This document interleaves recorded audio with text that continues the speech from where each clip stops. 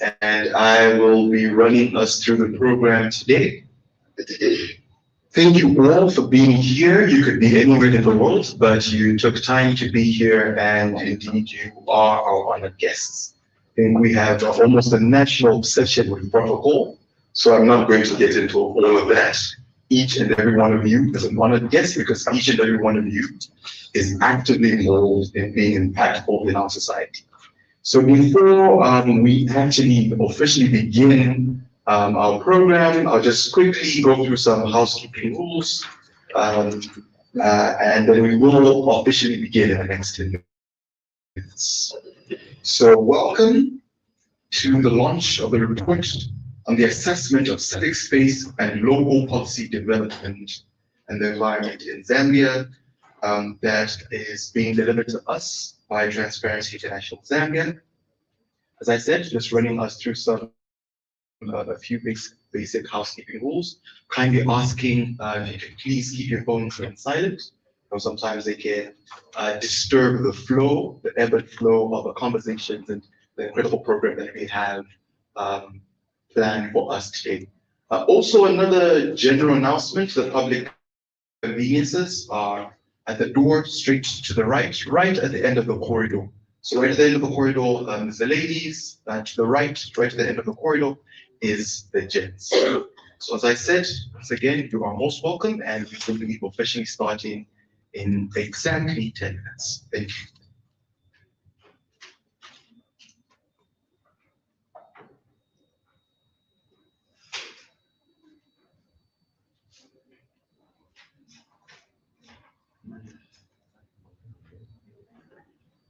Just kind of open them here. Central point. Especially using fragrances. Are you expecting any cameras? I'm not sure.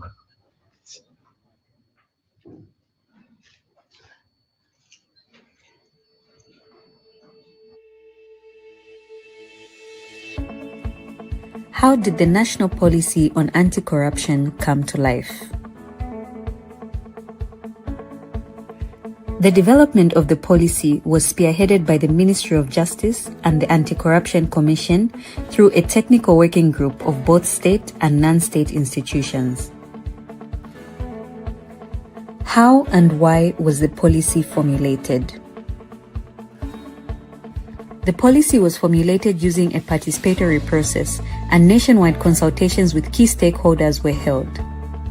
Given the multi-sectoral nature of cooperation needed to address the problem of corruption, rooted nationwide synergies are critical to effectively fight corruption and respond to the needs and aspirations of the nation. And what was the development process?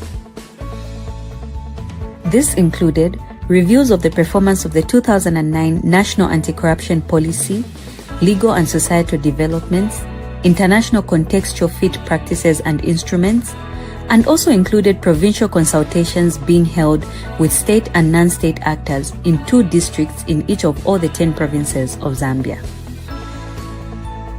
But where did the policy draw its financial, logistical, and technical support? The policy was supported financially and technically by the European Union, GIZ, the International Monetary Fund, and the Chandler Foundation. Now, let's look at the road ahead. What are the objectives of the national policy on anti-corruption? Objective 1. To strengthen corruption prevention measures in public and private bodies. Objective 2.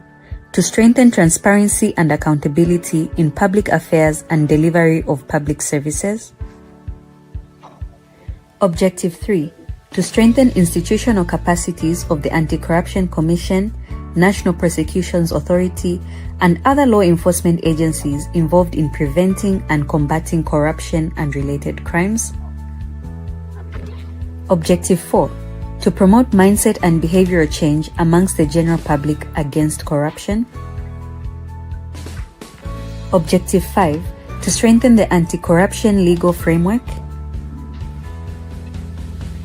And Objective 6, to strengthen coordination, partnerships, collaboration, monitoring, evaluation, and research on anti-corruption. What are the policy's main expected outputs? Through integrity awards, persons would be awarded for exemplary integrity and ethical conduct, with a target of 40 persons awarded in 2024 and a target of 200 persons awarded by 2028. In the private sector, business entities will conduct anti-bribery vetting, with a target of 5% in 2024 and a target of 50% by 2028. Decentralization. The Anti-Corruption Commission offices and other law enforcement agencies will be established in all provinces and districts, with a target of 10% in 2024 and a target of 80% by 2028. Lifestyle audits. Lifestyle audits will be conducted for constitutional office bearers, senior government officials, political office bearers, and ministerial officers, with a target of 5% in 2024 and a target of 25% by 2028. Procurement. Selection, recruitment, licensing, allocation, and procurement processes in public institutions will be monitored by law enforcement agencies, with a target of 40% in 2024 and a target of 50% by 2028. Electronic platforms. Procuring entities are to be on the electronic government procurement system, with a target of 40% in 2024 and a target of 80% by 2028. And finally, education. This will be measured by the number of teachers trained on anti-corruption and integrity, with a target of 150 teachers trained in 2024 and a target of 1,350 teachers trained by 2028. The government of Zambia is committed to implementing the roadmap in order to achieve its vision on corruption, which is a nation that is zero tolerant to corruption. Download the policy today by going to the following websites: the Ministry of Justice, Cabinet Office, Anti-Corruption Commission, and Transparency International Zambia.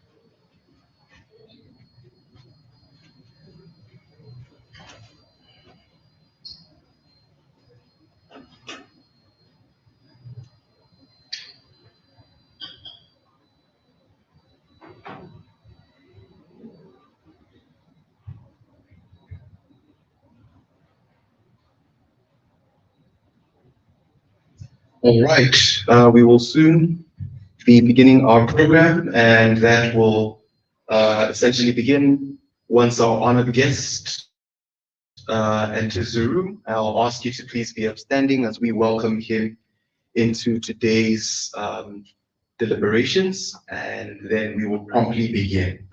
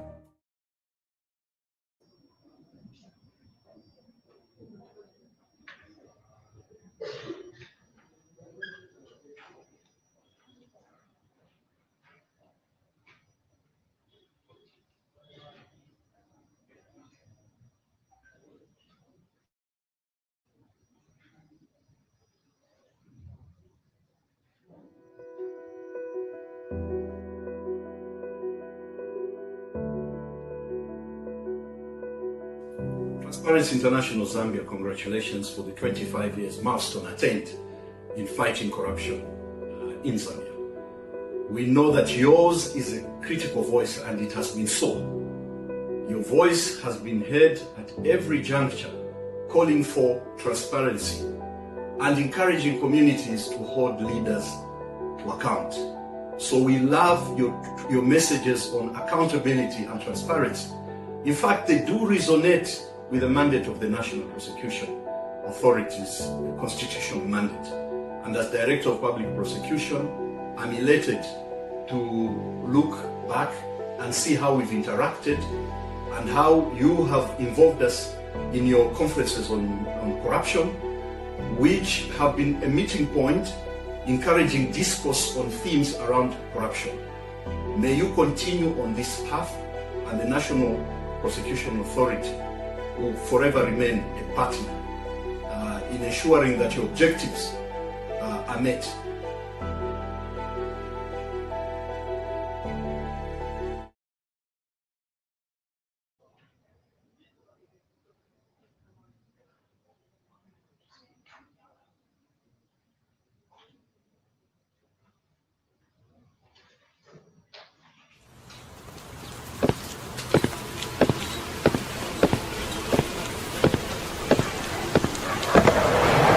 Father, what happened to us?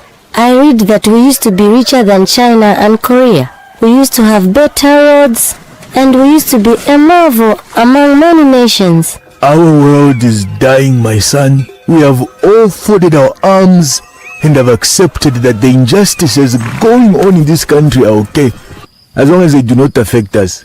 Political corruption, theft by public servants, collusion, patronage, bribery, extortion, you can name them. They have all come to stay. Does it mean that my future is doomed because of you, Father and late Mother?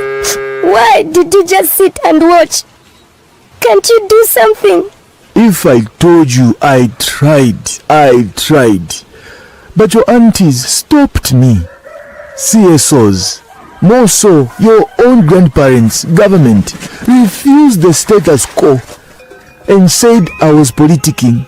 Your cousins tried to join me, the law enforcement agencies, but your grandparents told them if they did, then they shouldn't come back to their house, as they would be going against their wishes. What should I have done, my son? Papa, hope has a place in a loveless world. We can still change this picture before the future generation puts a blame on me as their president. I do not want to inherit a broke state, an ungovernable society. I will preach integrity, and integrity. You are brave, my son. Please don't be arrested. I only have you alone, huh? Don't worry, Father. I have friends who can help me. My best friend, TIZ. My teammates, CUTS, CTPD, CSPR, JCTR, NGOCC, Gears, Wilsa, Action Ed, ACA, and many more. My Captain Media. They will speak for me, and I know I can count on them, so that we are strong. We can convince our grandparents to see the bigger picture. We are one, and together we can build a Zambia anchored on citizens and institutions of integrity. I know those watching this are more than willing to help. It's not too late to fight corruption. I will be different, and so should you. Thanks to my careers teacher, SIDA, for giving me the strength to talk to my mother, the people of Zambia. This message is brought to you by Transparency International Zambia, TIZ, in partnership with the Swedish International Development Cooperation Agency, SIDA.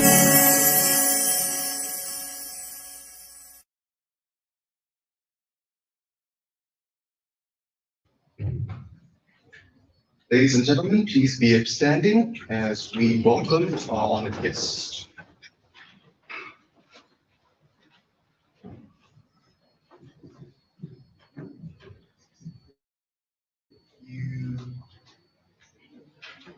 You're most welcome. And essentially, we're going to begin our program with a word of prayer, then go straight into the national anthem. Let us pray. Holy and righteous Father, we thank you for today. We thank you for the gift of life. And we thank you that we are custodians of bringing impact to our country, to our communities. I pray that you be with today's program and every single speaker, that may everything just bring glory and honor to you as we work hard to bring change and sustainable development to our nation. Thank you for all that you do for us. Through your son's name, Jesus Christ, we pray. Thanks in my heart. Amen. All right, we'll go straight into the national anthem, sang by the incomparable Smooth. Stand and sing of Zambia, proud and free. Land of work and joy in unity. Victors in the struggle for love and right. Liberal freedom fight. One strong and free. Africa is our own motherland. Fashioned with and blessed by God's good hand. Let us all happy join us right. Brothers under the sun, one strong and free. One land and one nation is our cry. Dignity and peace within the sky. Like another eagle in its flight. Zambia, praise to thee. One strong and free. Praise be to God. Praise be, praise be. Bless our great nation. Free where we stand. Under the flag of our land. Zambia, praise to thee. One strong and free.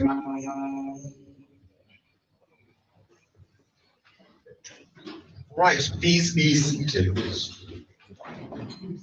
Welcome once again to our honored guest from the Permanent Secretary from the Ministry of Home Affairs, Mr. Dixon Matimbo. And indeed, as I mentioned, each and every one of you are also our honored guests in today's very, very important declarations. I'll quickly go through our program for today, and then we will get started with the opening and welcoming remarks from the head of programs from TI Zambia. So essentially, we'll go into the opening remarks and then have speeches from Norwegian Church 8, the cooperating partner of Transparency International Zambia, this good work that they've done. Also have our Human Rights Commissioner, Ms. Laura Miti, then giving her remarks and then go straight into key presentation findings from the report on the assessment of the civic space and legal policy environment in Zambia. Thereafter, we'll have a very short tea break and then go straight into our panel discussion that is represented of different voices in the said space, that is the civic space and legal policy environment space. And please, even as the report is being presented, I'd encourage you to write down your questions, your insights, and your comments so that you can have a rich discussion once the panel discussion is over.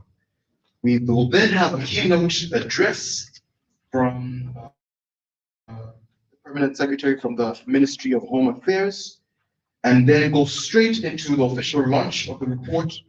Then we'll close out with some closing remarks from the head of programs from TI Zambia. And then lastly, we'll have a very brief networking and media interviews taking place that will then lead us into lunch. So at this point in time, I would ask you to please give a warm round of applause to Transparency International Zambia's head of programs, Mr. Raymond Mutali.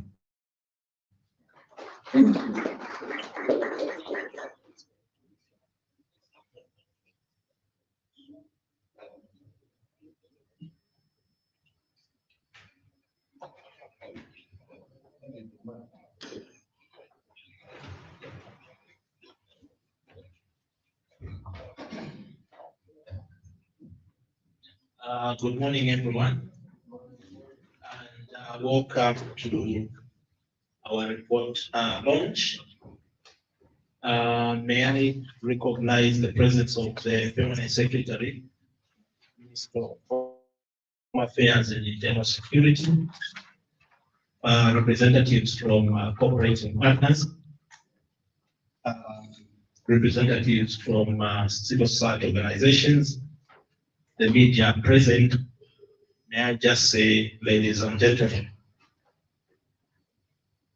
it is my great honor and privilege on behalf of Transparency International Zambia to welcome you all to this important occasion where we are launching the report on the assessment method on the civic space and legal policy framework in Zambia. We are grateful that you have taken time to be with us. Your presence reflects the importance that we all attach to the protection of the civic space. We also attach importance to the strengthening of democratic governance and the promotion of accountability and citizen participation in the management of public affairs. Today's event brings together a diverse group of stakeholders, including government representatives, civil society organizations, the media, cooperating partners, and oversight bodies. This combination of stakeholders is important because the civic space is not owned by one sector, but a collective ownership. It is a shared democratic foundation that enables citizens, institutions, and communities to participate meaningfully in public affairs management. Before I proceed, allow me to sincerely acknowledge and thank our operating partner, the lawyer Dan Chechet, for their support towards this study specifically, but also for their broader support to our governance project, the LIFT project, under which this assessment was undertaken. I also wish to thank all institutions, stakeholders, and researchers, including communities, who contributed to this assessment. Ladies and gentlemen, for Transparency International Zambia, civic space is central to our anti-corruption and governance mandate. A free and open civic environment allows citizens to speak out, organize themselves, access information, demand accountability, and contribute to decisions that affect their lives. This report, therefore, which we are launching today, reinforces the importance of an open civic space and an independent media as essential pillars for transparency, accountability, and accountable governance. It also highlights the important role that citizens and civil society organizations, including journalists, play in the fight against corruption. This assessment forms part of TIZ's broader efforts to strengthen accountable governance, promote an enabling environment in which citizens can participate meaningfully, and also air out their views about how public affairs are being managed. We hope the findings of this report will serve as a valuable evidence base for dialogue, policy reform, and collective action to protect and strengthen the civic space in Zambia. Ladies and gentlemen, this is an important moment to engage in constructive dialogue on how we can collectively safeguard civic space, strengthen respect for fundamental human rights and freedoms, promote peaceful participation, and reinforce public confidence in our democratic institutions. It is our hope that the evidence presented in the report will contribute meaningfully to these ongoing national conversations and support practical actions that strengthen Zambia's democratic governance. We hope today's discussions will be constructive, objective, and forward-looking. And our expectation is that the launch will not only disseminate the report, but also help strengthen dialogue, encourage institutional reflection, and support practical follow-up actions by relevant stakeholders. May I encourage you to engage in this conversation today and continue these conversations going forward. I thank you and God bless you.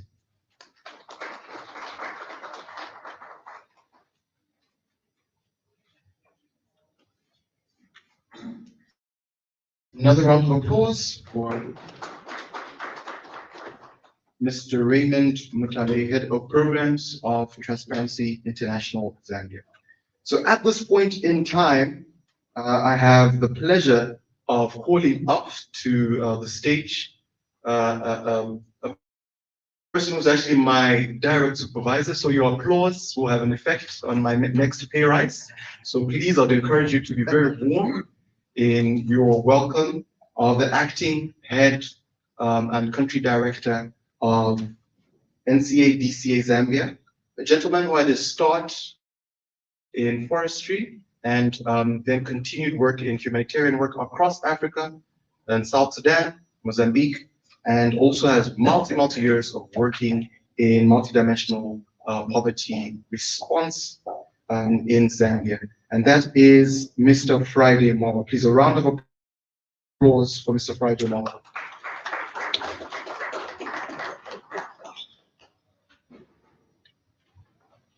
Thank you. May I appreciate the presence of the guest of honor, Mr. Dixon Mutembo, Permanent Secretary from the Ministry of Home Affairs and International Security, the board and management of Transparency International Zambia, cooperating partners, civil society colleagues, members of the media, ladies and gentlemen, good morning.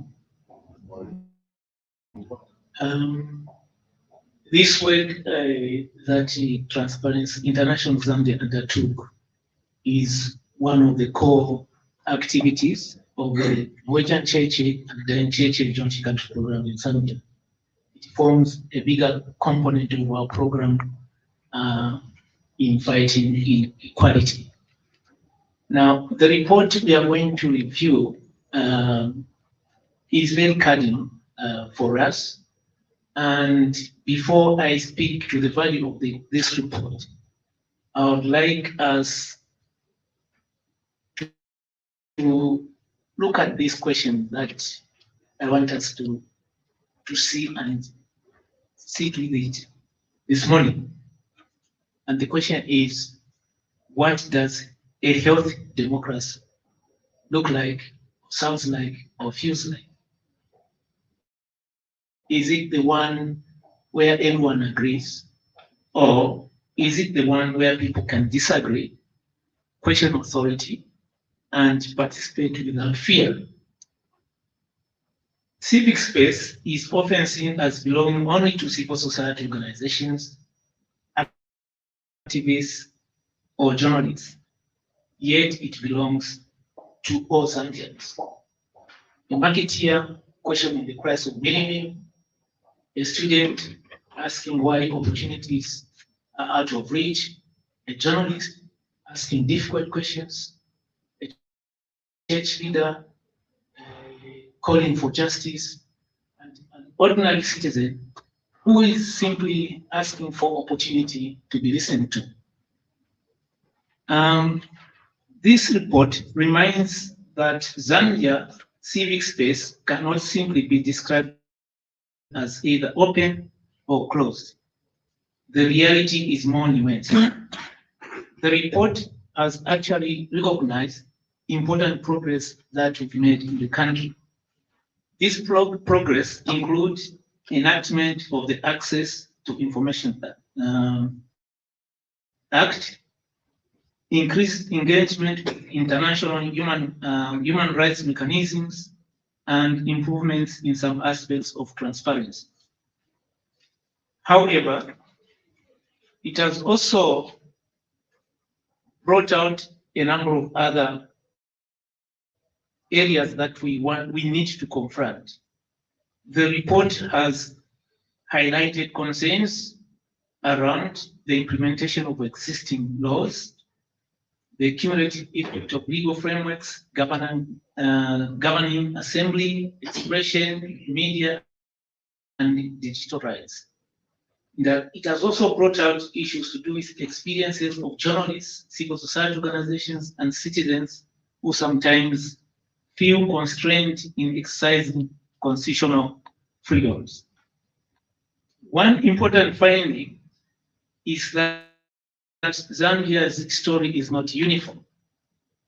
While national level instances continue to raise concern, the study has found that communities such as Solwezi, Karumbila, and Rufunsa, where citizens have actually described relatively open environments for dialogue, participation, and community engagement.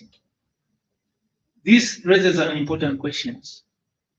If openness is possible in some places, what lessons can we learn from these experiences?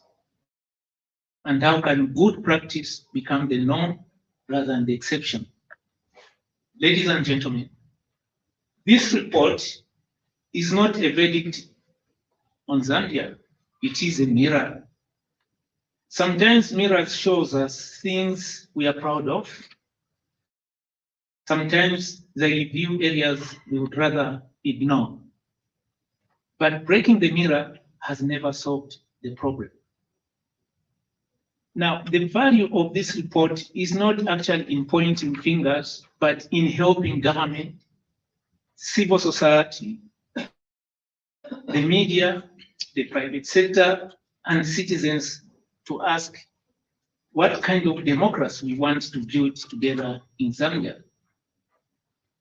Colleagues, laws and institutions matter, but trust matters even more. I mean, laws and institutions can be legislated. Trust cannot. Trust has to be earned. And trust can only be earned when citizens can speak without intimidation, when journalists can report without fear, when civil society organizations can contribute without unnecessary barriers, and above all, trust can be earned when public institutions welcome scrutiny as a way of strengthening governance. Protecting civic space is not about protecting criticism for its own sake. It is about protecting participation. Participation makes development sustainable. We cannot tackle corruption, for example, if citizens are afraid to report it. Improve service delivery if communities cannot question how resources are used. Or strengthen democracy if disagreement is treated as disloyalty rather than an essential ingredient of democratic life.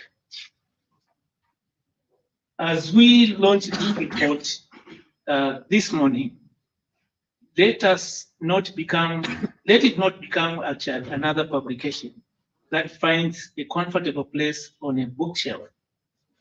Let it become a conversation starter, a guide for reform where needed, where reforms are needed greatly, and a reminder that democracy is not inherited once and kept forever. It is sometimes something that we should build, protect, question, and strengthen every day in our lives. I commend our cooperating partners, Transparency International Zambia, for undertaking this timely assessment. And I also want to acknowledge the support from my organization, Owedan Church and Jan Church through the Lift Zambia program in making this work possible. I also want to thank everyone who contributed and who made sure that their voices were heard during this study, because evidence-based dialogue remains one of the stronger foundations for democratic processes. The future of Zambia's civic space will not be determined by today's report alone, but by what each one of us chooses to do after today and many more days to come. I thank you and wish we are going to have a very active engagement to review or discuss the findings of this report. Have a fruitful day.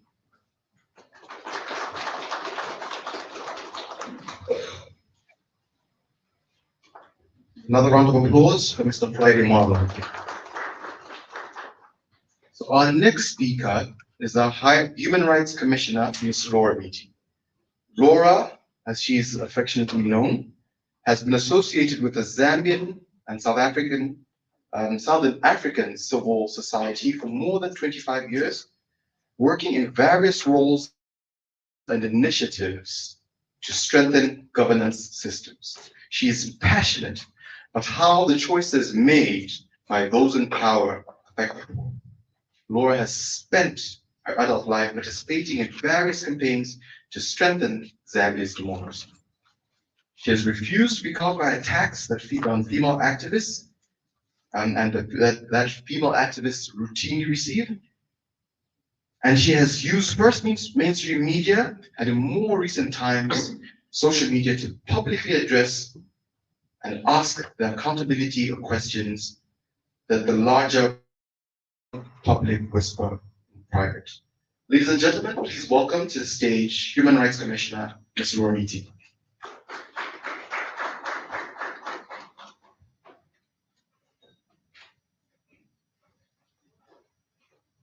Thank you. I'm not sure what all that was about. I'm here to represent the chairperson of the Human Rights Commission. So yeah, good morning, everyone. The Permanent Secretary, Ministry of Home Affairs, the Executive Director of Transparency International, Representative Raymond there, representatives of the Norwegian Church Aid, distinguished representatives from the government ministries and agencies, members of the diplomatic corps if they are here, representatives of civil society organizations, members of the media, invited guests, ladies and gentlemen. It is a pleasure and honor to join you at the launch of the assessment of the civic space and the legal policy environment in Zambia report. I wish to sincerely thank Transparency International Zambia and the Norwegian Church Aid for inviting the Human Rights Commission to participate in this event.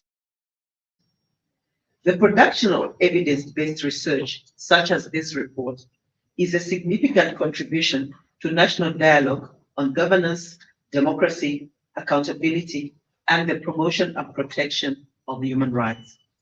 Independent assessments of civic space are themselves an important feature of a democratic society, enabling citizens, institutions, and policymakers to assess whether constitutional guarantees and international human rights commitments are being realized in practice. At a time when democratic governance is increasingly being shaped by evolving political, technological, and social realities. Such reflection is both timely and necessary. The Human Rights Commission's mandate. The Human Rights Commission is constitutionally mandated to promote and protect human rights and fundamental freedoms for every person in Zambia. In fulfilling this mandate, the Commission monitors the human rights situation across the country, investigates allegations of human rights violations, conducts inspections of places of detention, undertakes human rights education, advises the states on its human rights obligations, and engages with both state and non-state actors to foster a culture of respect for human rights. The Commission discharges these mandates in accordance with the Constitution and state obligations under regional and international human rights instruments, such as the Universal Declaration of Human Rights, the International Covenant on Civil and Political Rights, and the African Charter on Human and People's Rights. These legal instruments recognize civic freedoms not as privileges granted by the state, but as inherent human rights that every person is entitled to enjoy. Civic space is therefore much more than a platform for political engagement. It's the environment that enables every person to exercise a broad range of rights, including freedom of expression, peaceful assembly, association, access to information, participation in public affairs, freedom of religion or belief, and the work of human rights defenders. When the civic space is open and inclusive, citizens are empowered to contribute to national development, influence public policy, and hold institutions accountable. Conversely, where the civic space is restricted, the enjoyment of many other rights is inevitably weakened. The work of the Commission towards an enabling civic space has been strengthened by its oversight mandate under the Access to Information Act number 24 of 2023. Access to information is not only an administrative entitlement, but also a fundamental human right. Access to information is an indispensable enabler of transparency, accountability, public participation, and access to justice. In exercising this mandate, the Commission has issued the Access to Information Guidelines, continue to sensitize both information holders and requesters across the country.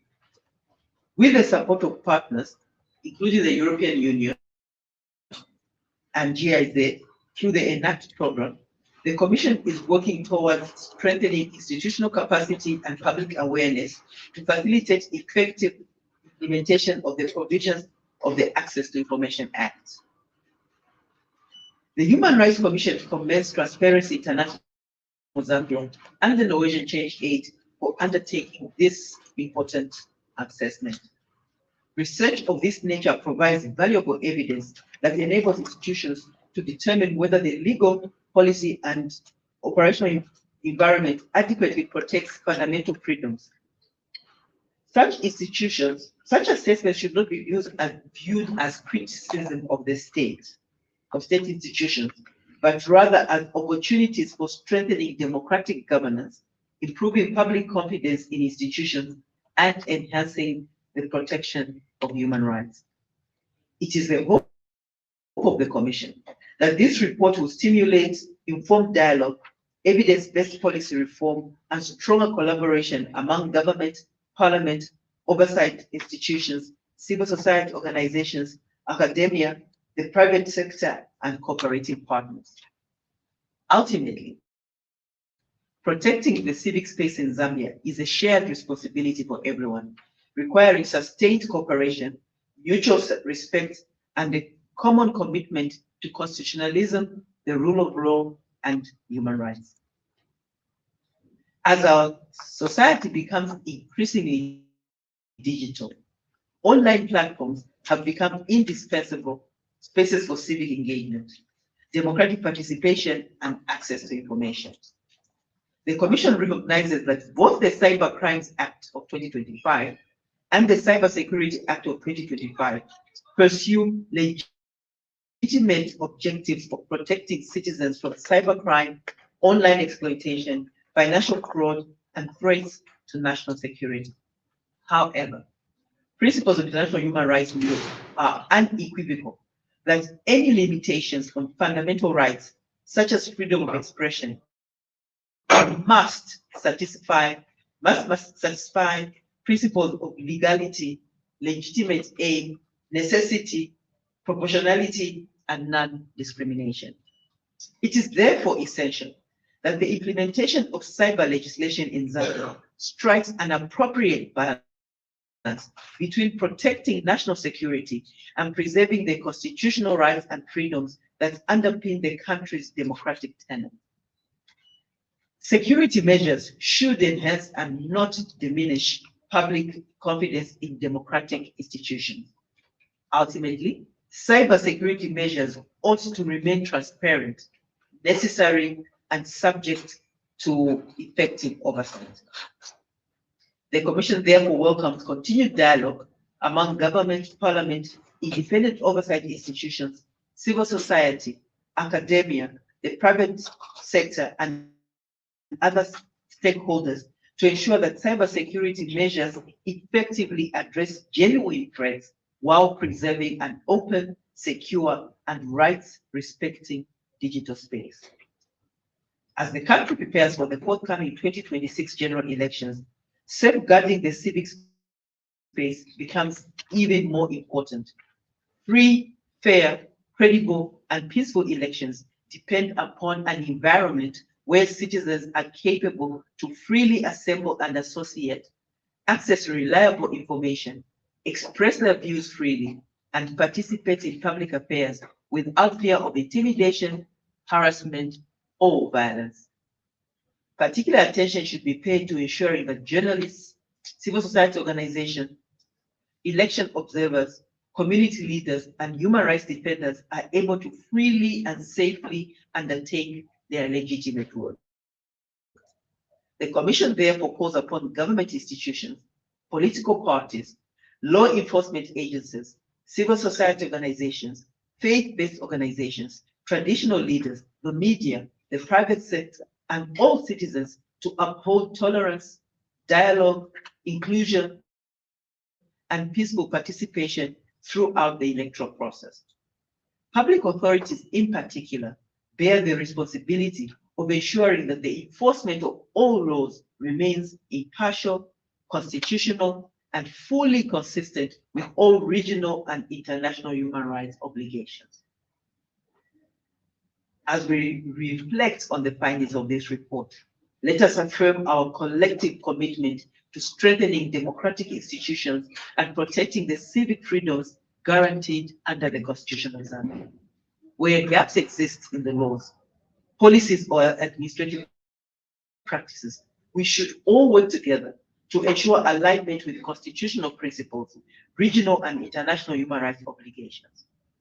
Protecting the civic space in Zambia requires independent and accountable institutions, human rights compliant laws, meaningful public participation, and continuous dialogue among all stakeholders. The recommendations contained in this report should therefore be viewed as practical pathways towards strengthening democracy, improving governance, and advancing the protection of human rights.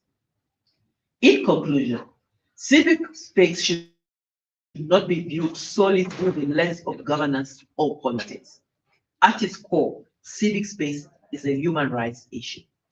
The strength of our democracy will ultimately be measured by the extent to which every person is able to speak freely, organize and mobilize freely, access information, participate meaningfully in public affairs, and seek accountability without fear.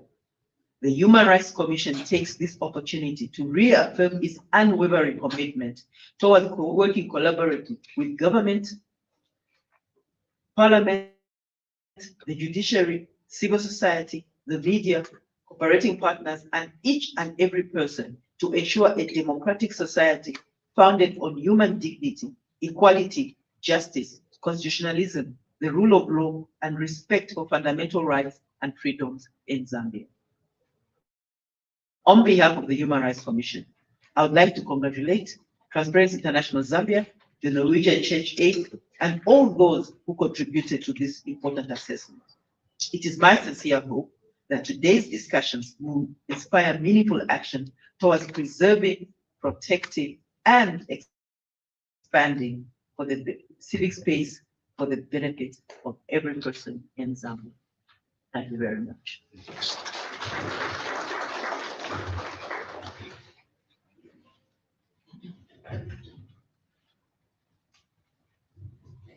Thank you, Laura, and apologies for my faux pas. That is Laura Miti representing the High Commissioner for the Human Rights Commission. Another round of applause for Laura Miti. So at this point in time, we're going to go into the stake, as some would call it, of our event, and which is really the presentation of the report.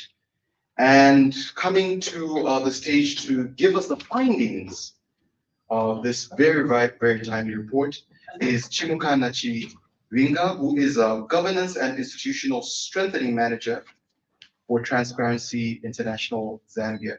Mr. Nachiringa comes with a lot of experience in legal, institutional, and policy works, and is also experienced in academia, where he has shaped and influenced the next generation of leaders in our nation as a lecturer. Please, a round of applause for Chimuka Nachiringa.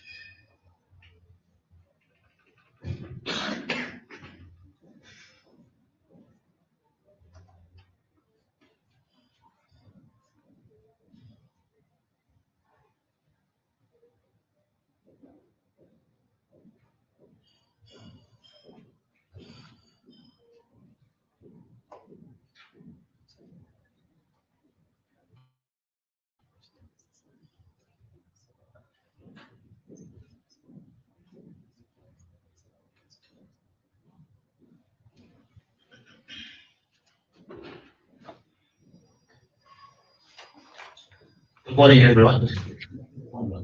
Good morning, everyone. Good morning. All right. Thank you so much. Like indicated, my name is Chimuka Nachiringa, Governance and Institution Strengthening Manager. I'm going to give a presentation in terms of our findings for the assessment that we undertook. So the assessment, of course, is assessing the civic space in Zambia, legal gaps and incidents of infringements. So you will allow me to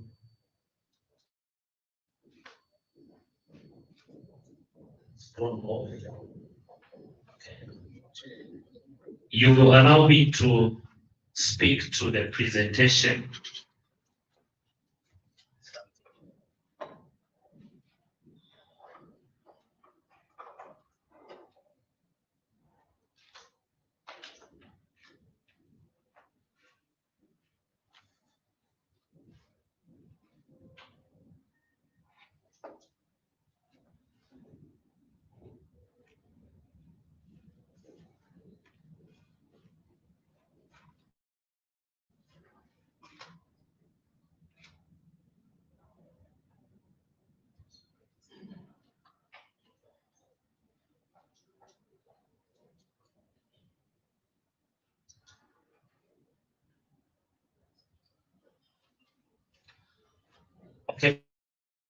Thanks, Camilo.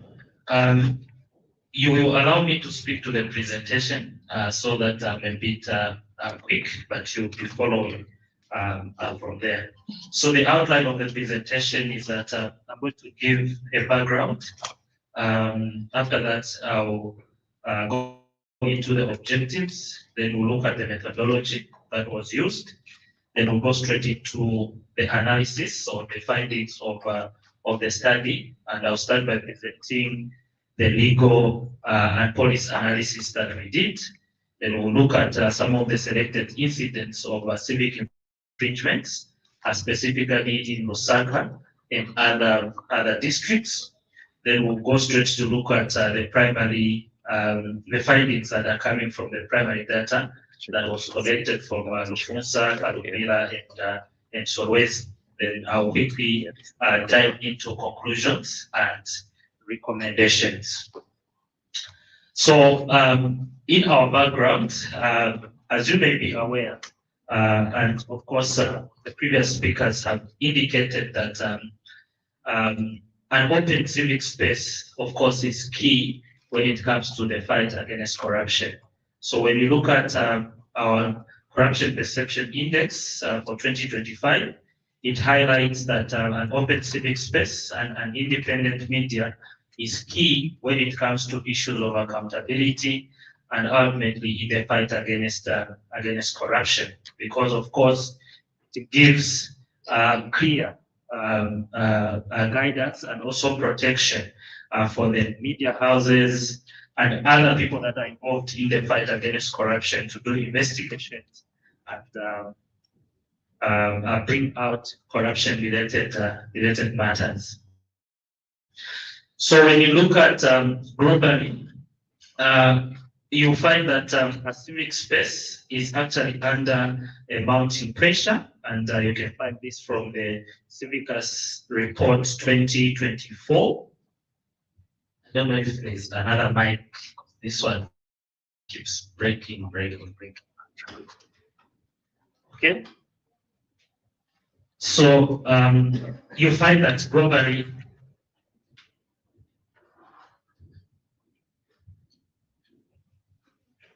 try this one.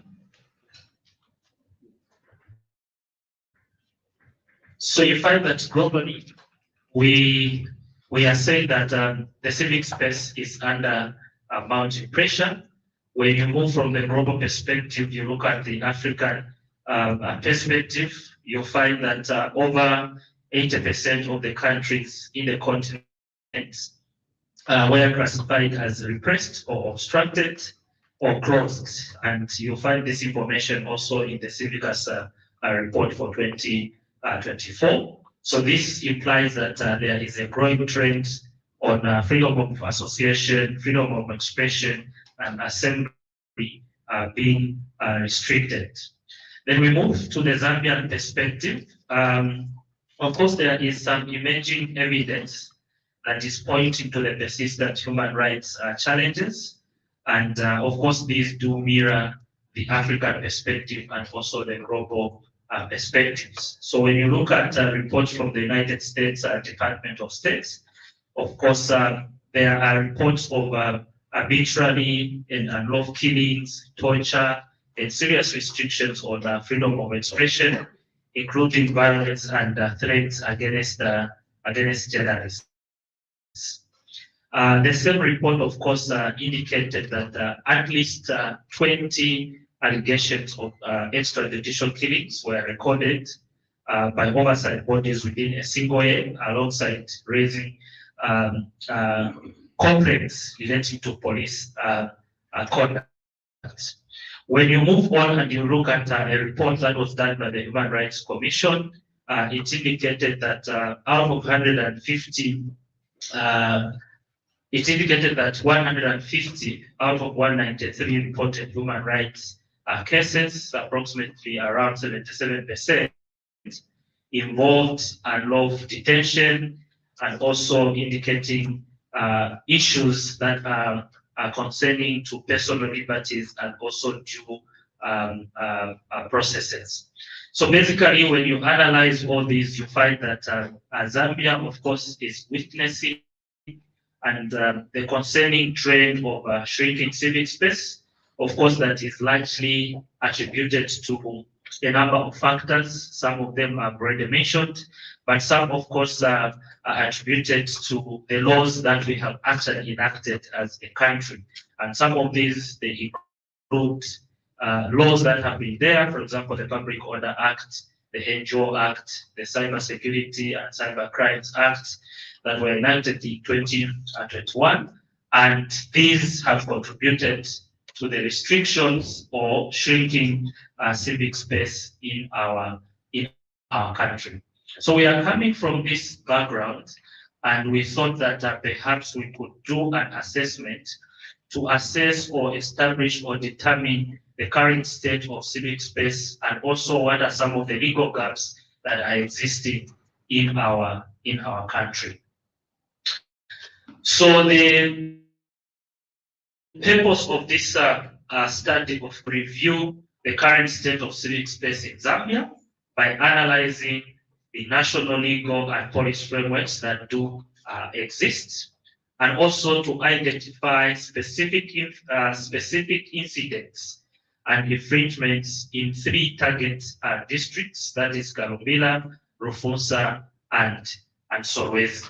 So like the previous speakers or Raymond mentioned, that this particular project, the LIFT project, is being implemented in the 3 districts, and hence the selection of these 3 districts. In terms of specific objectives, one was to review the existing legal policy framework governing the civic space in Zambia.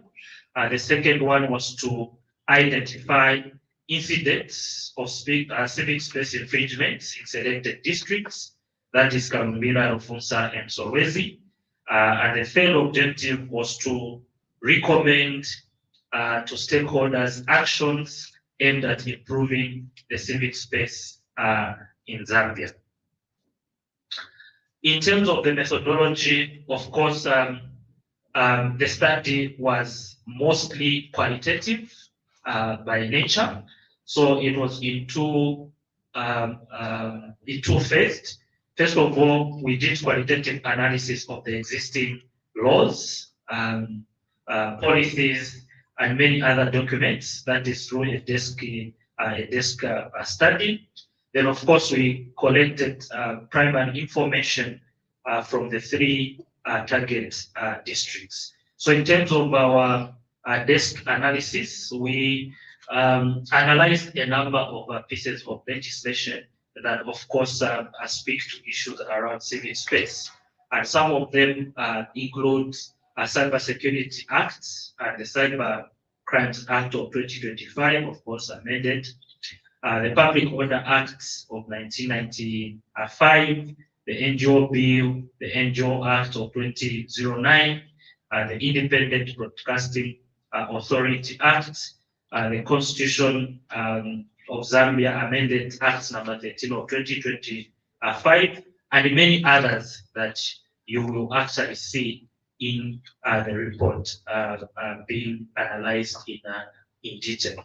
So like mentioned, in terms of the primary data, of course, it was collected from these 3 districts, and we used key informants and also focus group discussions to be able to collect this information that was then used for the analysis. So basically, this is just showing where the primary data was collected from. Quickly moving to the findings, and I'll start by presenting the state of the civic space in Zambia. Then I'll dive into the findings from the primary information.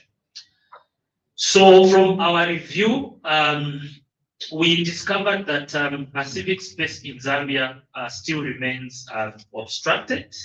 And basically, this information, you can get it from the Afrobarometer report for 2025. And the same report, of course, indicates that there is widespread concern about democratic backsliding and the shrinking civic space in Zambia. So when you look at comparatively the Afrobarometer reports from 2021 to 2023, you will see that there is a gradual erosion in terms of freedom of expression, electoral integrity, and trust in public institutions. So further to this, you find that much as there is a gradual erosion, civic participation in political discussions, community meetings, and collective actions has also declined. When you look at 2025 specifically to Zambia, Zambia was ranked above the continental average in terms of civic engagement, especially at community and election level, but it fell short of the continent's most open democracies. So we are in between there. We are not yet an open democracy, and perhaps, of course, these reports indicated that there is some form of obstruction that is still being experienced in our country. So 2021, of course, we saw a political transition. We say our review indicates that the civic actors, including journalists, human rights activists, opposition leaders, are still, continue to face intimidation, surveillance, and also legal harassment. We'll give examples when it comes to the specific incidents. Laws, of course, such as the Public Order Act, the Cyber Security and Cyber Crimes Act, of course, these have drawn both domestic and international criticism when it comes to empowering the state authorities to restrict protests, limit NGO autonomy, and also criminalize dissent, particularly online. I'm sure by now people do censor what they post online. And to a greater extent, of course, these limits in terms of the advocacy and also, engagement with state institutions. So all these above here, they have created a tense and uncertain environment for civil actors, the opposition leaders, human rights defenders, and so forth and so on. So when you look at the 2023 Zambia Human Rights Report also indicates that repressive laws such as the Public Order Act and the Penal Code curtail fundamental freedoms when it comes to enjoying these freedoms. So specifically, when you look at concerns on freedom of information, of course, freedom of information has remained an issue of concern, as there has been targeted arrests of journalists associated with covering opposition events. Of course, we saw even the recent one, where a journalist was harassed and beaten. So when we look at the 2025 Human Rights Watch report, highlights a deepening climate of intolerance towards dissent, citing prosecutions of opposition figures and the arrest of media professionals for reporting on peaceful demonstration. Then we also looked at the UN Special Rapporteur on freedom of opinion and expression that warned that fundamental freedoms were at risk ahead of the 2026 elections. The report also documented a pattern of arbitrary arrests, legal harassment, and the systemic use of public order and cybercrime laws to shrink the civic space. So basically, this report still, concludes that Zambia is at a critical juncture. Of course, where failure to reverse these traits could enrich an authoritarian regime, legalism, and undermine pluralism or undermine the aspect of freedom of information. Analyzed selective enforcement or enforcement in terms of these pieces of legislation that do exists, and we discovered that the civic environment, of course, is characterized by selective enforcement, mistrust in institutions, and also limited public access to decision making. You find that several reports, of course, point to the uneven application of laws and enforcement, and particularly in relation to freedom of assembly and political participation. For example, you find that in the United States Department of State reports reported that allegation of arbitrary arrests, politically motivated detentions, and many others do actually exist, and these they do affect the civic space where we are operating. We also find that the Freedom House reports also observe that while constitutional protections do exist, opposition parties and civil society actors continue to face obstacles in organizing public meetings and demonstration, often citing issues that are in the Public Order Act that brings in restrictions. Further, the Civicus report also noted that the law enforcement authorities have in many times, of course, responded differently to public gathering, depending on who is organizing and so forth and so on. So all these perceptions around selective enforcement, of course, these do recur and mostly, of course, come from the opposition political parties and civil society organizations, that permissions for public assemblies are applied inconsistently. We will definitely give examples where this is coming from. So when you take all these together, of course, they portray a picture that the city is actually obstructed, and we need to do a lot to ensure that this is worked on. So, like mentioned, the cumulative impact of legal and policy framework on the civic space. So we found out that the limitations on public gatherings under the Public Order Act are compounded by provisions in the Penal Code on false news and criminal libel. In practice, therefore, this has led to demonstrations being disrupted and journalists imprisoned simply for covering such gatherings. We also discovered that the media coverage is further constrained by the effects of the IBA amendments, which over time has eroded media pluralism and aligned state media with government narratives. Further, we also found that the Cyber Crimes Act, the Cyber Security Act, of course, these do criminalize online defamation and the disclosure of critical information, among others, extending these restrictions into the digital space, where people will definitely need to censor what they are posting. So basically, here what we are saying is that the legal and policy environment presents a mixed picture, with both enabling factors and also restrictive aspects that have significant impact on the civic space. Just to make mention, of course, to say that these laws that we looked at, they have got some enabling factors and also restrictive factors. So you'll discover that the restrictive factors, I think, way more than the enabling factors.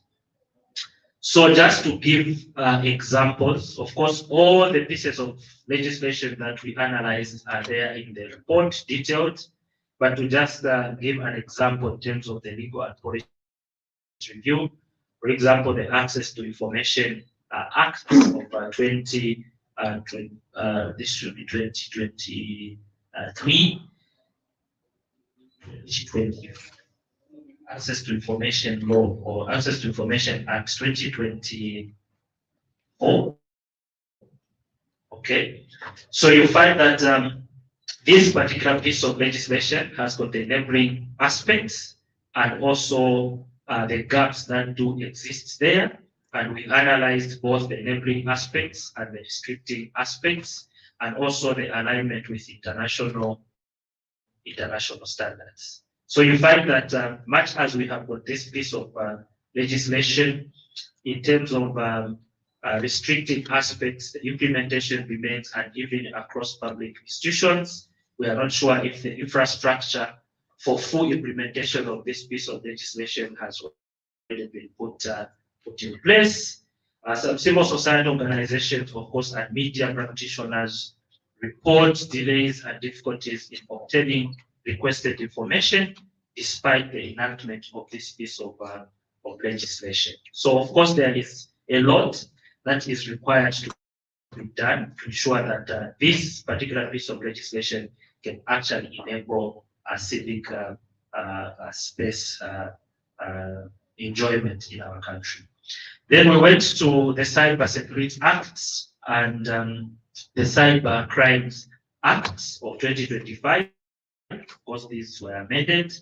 We did use the same approach where we looked at the purpose and practice, what are the enabling aspects, restricting aspects, their alignment to international standards, and also the gaps that do exist. So like I mentioned, you'll find that the restrictive aspects are more, way more as compared to the enabling aspects. For example, these pieces of legislation, of course, have brought in issues of surveillance and interception of communication without sufficient procedural checks. And of course, this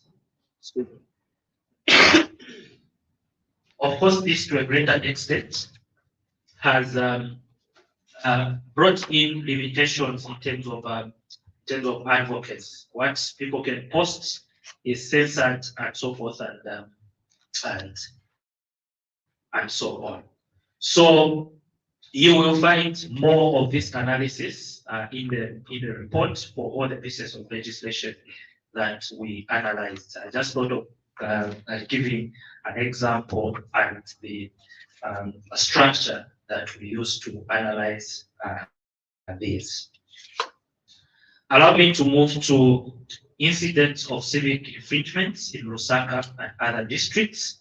Of course, these are just some of the examples. There are many more in the report and others that we definitely couldn't capture.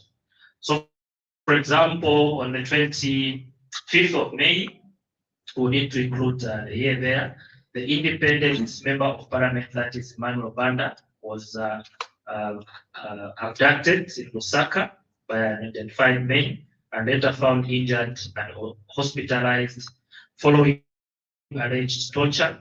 In the aftermath, 5 individuals, including 2 opposition MPs, were arrested and charged with espionage and spreading hate speech after suggesting government involvement in the abduction.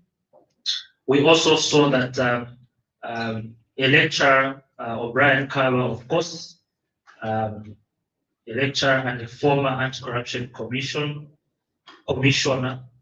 was sued for defamation by senior government officials over the article alleging corruption within the ACC. On the 8th of August, we saw the Socialist Party, Freddie Nembi, was arrested and charged with seditious practices after publishing allegations of corruption on his Facebook page.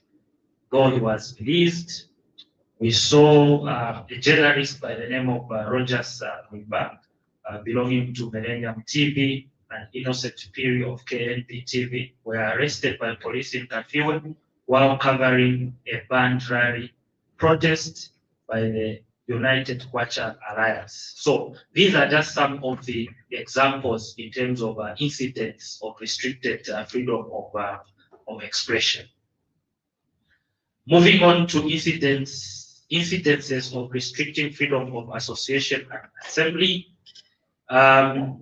On 8th June 2025, we witnessed armed police officers who halted a socialist party rally in Kitwe despite area authorization and citing security concerns. On the 18th of May 2025, the police disrupted a meeting between Bishop Clement Mulenga and former President Edgar Lungu, so rest in peace, calling it an illegal gathering.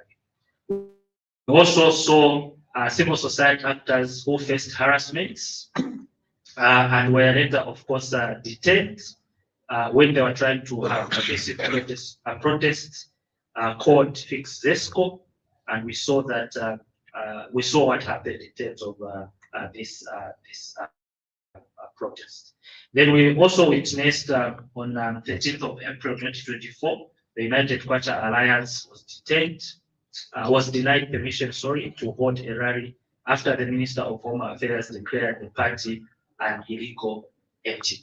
So these are some of the examples that I've picked from the report. But for more details, you can still refer to the report. Allow me now to move to incidences of infringement at district level. And we are looking at the 3 districts where we collected primary data. That's Rufunsa, Kalumbila, and Solwezi district. So you find that there is a contrast between the experiences experiences in Lusaka and other districts. You will see that in these districts that we collected primary data, the civic environment is more open and inclusive. That is in all the districts, so Solwezi, Rufunsa, and Kalumbila districts. Residents were able to residents are able to voice their opinions on government performance without positive or critical through diverse platforms such as social media, local radio stations, wide development committee meetings, without fear, intimidation, or reprisal from the community. So you find that members are able to criticize government, they are able to engage government without any fear, as the civic space looks more open compared to Lusaka and the other districts. So, for example, in Kalumbila, there is a named WhatsApp group where members, are provided with accessible space where individuals from different political parties freely exchange views. They pose, challenging questions to civic leaders, and the civic leaders are able to respond without threatening anyone, without arrest or harassments. We also established that the civil society organizations, church leaders, and community actors in these 3 districts continue to operate without interference, and there were no recorded incidents of politically motivated prosecutions or intimidations in 2025. So this prevailing atmosphere underscores a healthy respect for democratic freedoms and demonstrates the resilience of local communities in safeguarding open dialogue and participatory democracy.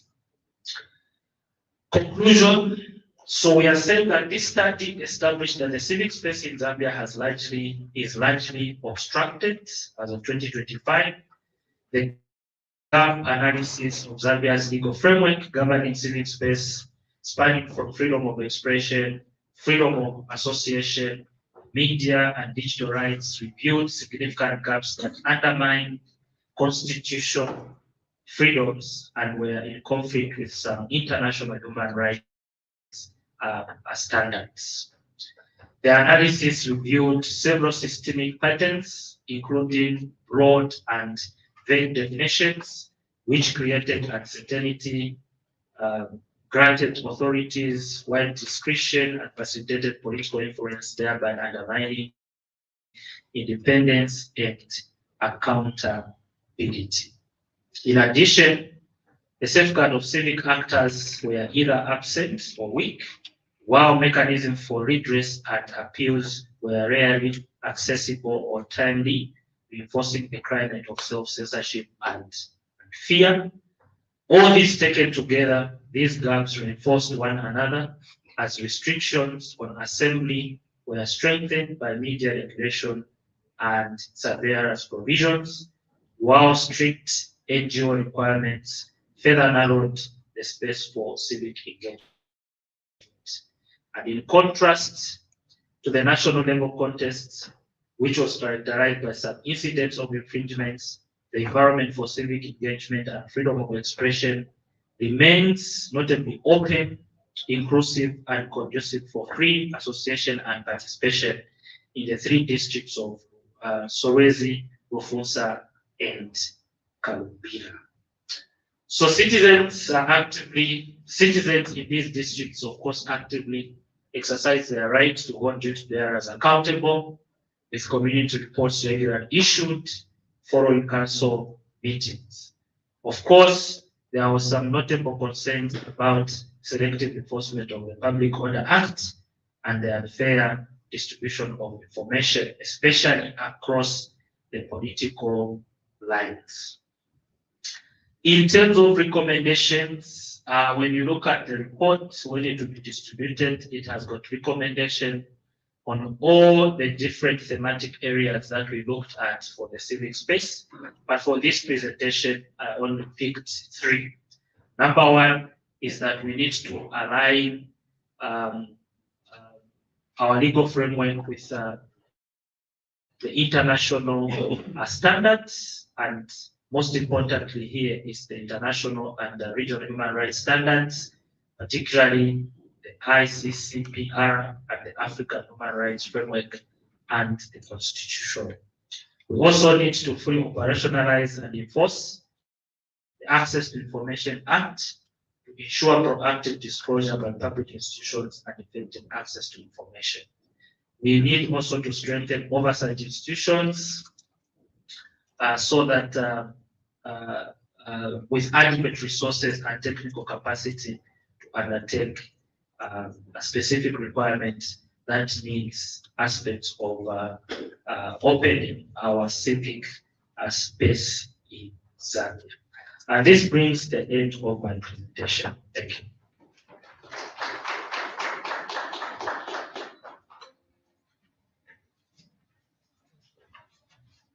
Thank you, Chimoka, for that presentation.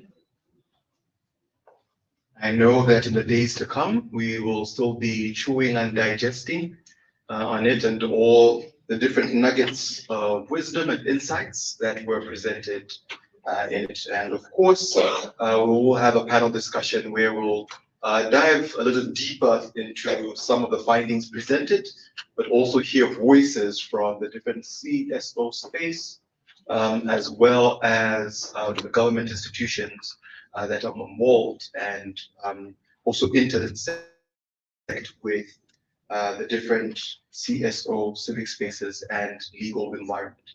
But at this point in time, it is my pleasure to call upon the head of programs of Transparency International Zambia as he calls upon our keynote speaker. So please, a round of applause for Mr. Raymond Zulu. Thank you. It is my honor now to call upon the PS, Minister of Home Affairs and Internal Security.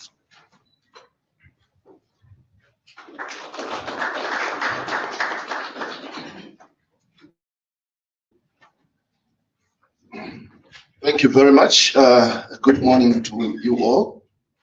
I don't know if I will need the microphone, but allow me to recognize the head of programs, Transparency International Zambia, Mr. Raymond Vitale, the Norwegian Church aid representatives present, the representatives from Human Rights Commission, particularly Madam Mora, government officials present, distinguished representatives of civil society organizations, Members of the media, may I just simply say, ladies and gentlemen,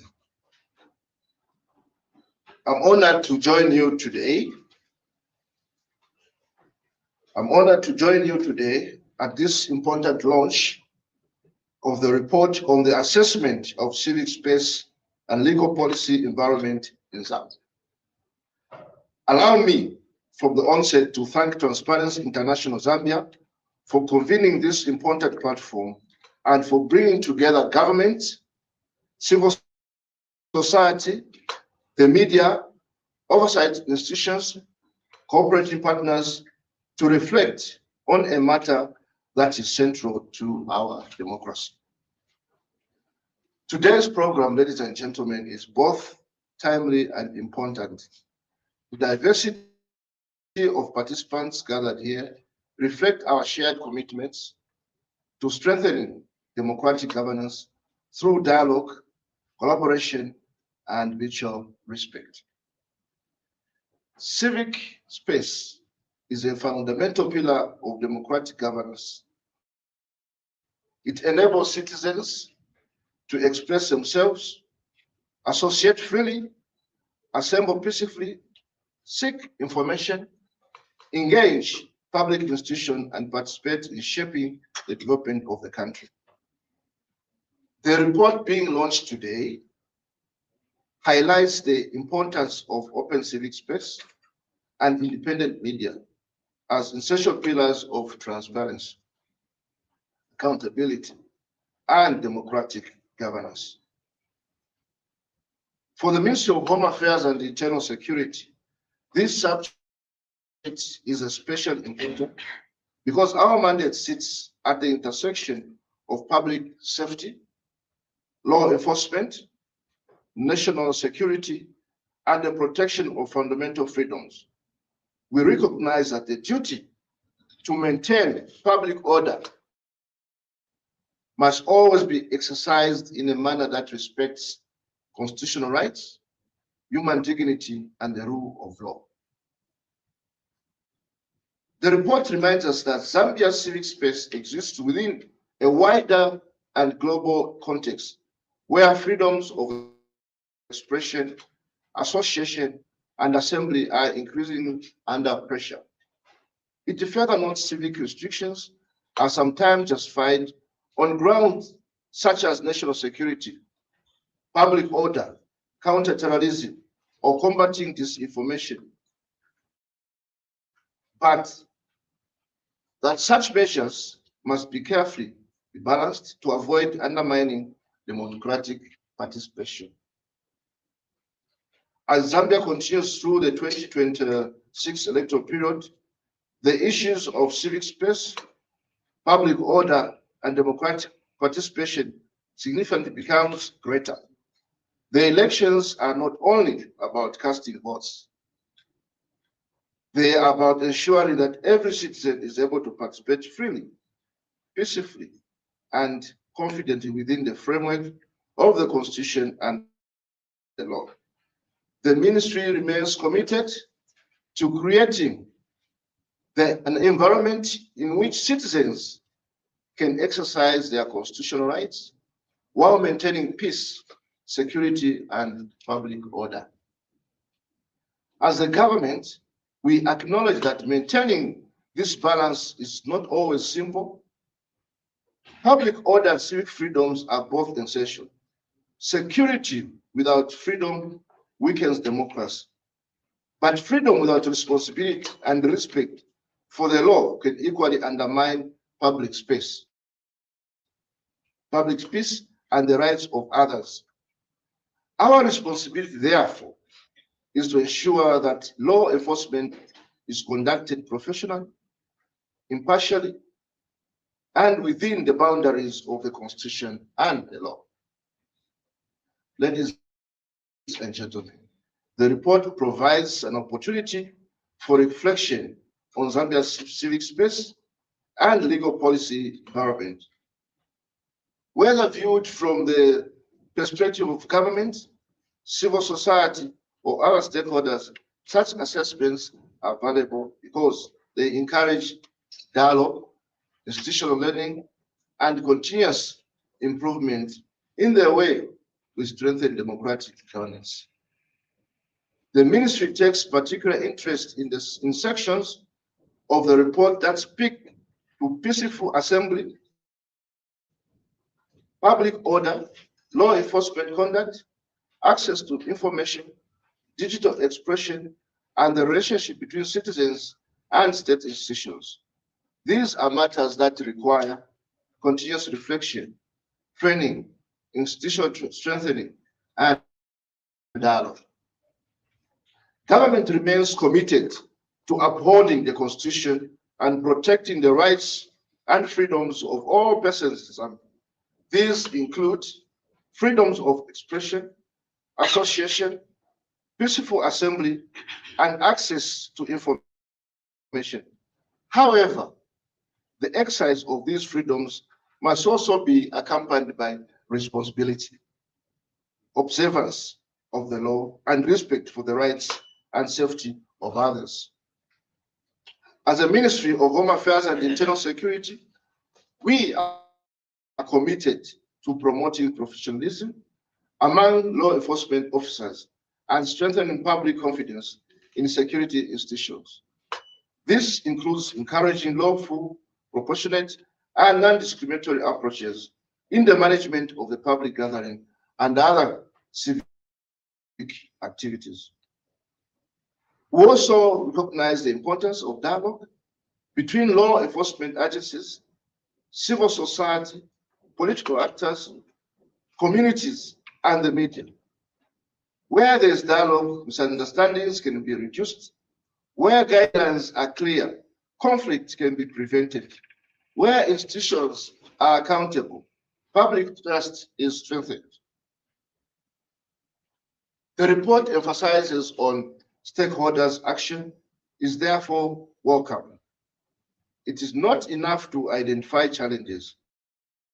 What matters is that we do with evidence. We must use this report as a basis for practical engagement, policy reflection, institutional improvement, and continued collaboration.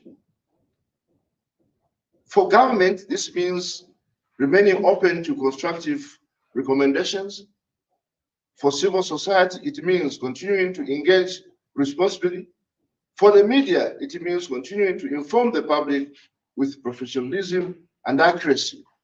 For citizens, it means participating actively and peacefully in national development.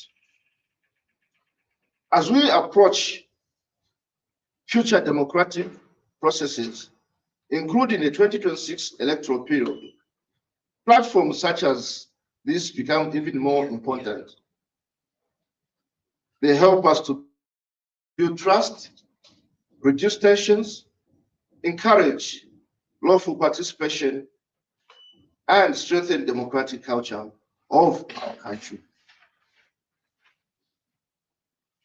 I was following closely the presentation that was given by Mr. Chimunya. We appreciate as a government on the findings of the reports. However, the report has fallen short of realities on the positives that journalists, civic society organizations, media houses, and political players are enjoying today. And I was interested to get to know the period under review.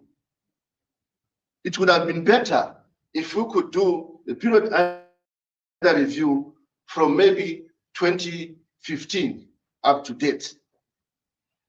It has come out with more negatives than positives. Ladies and gentlemen, need to appreciate that no media house has been closed under the New Dawn administration. Political players who confirm with the law are at liberty to politicking.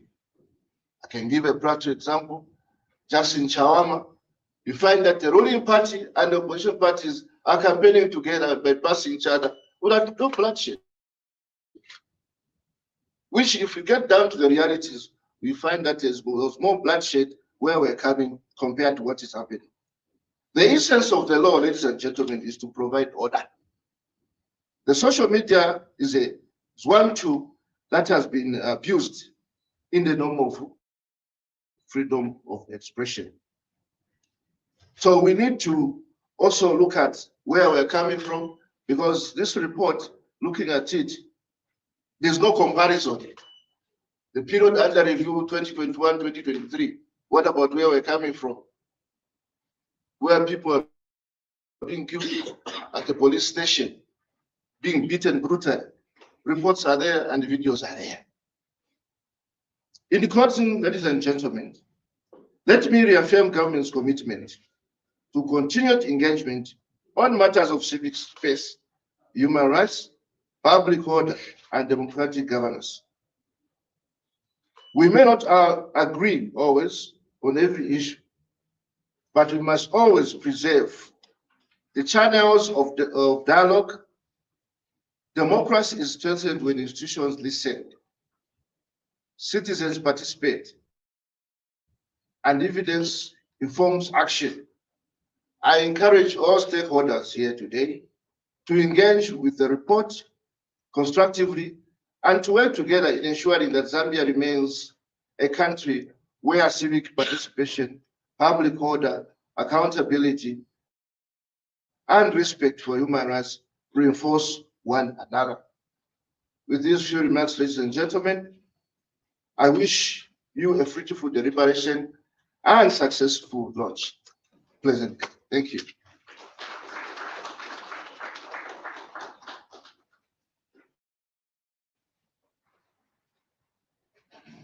Thank you very much. Thank you very much, Mr. Dixon.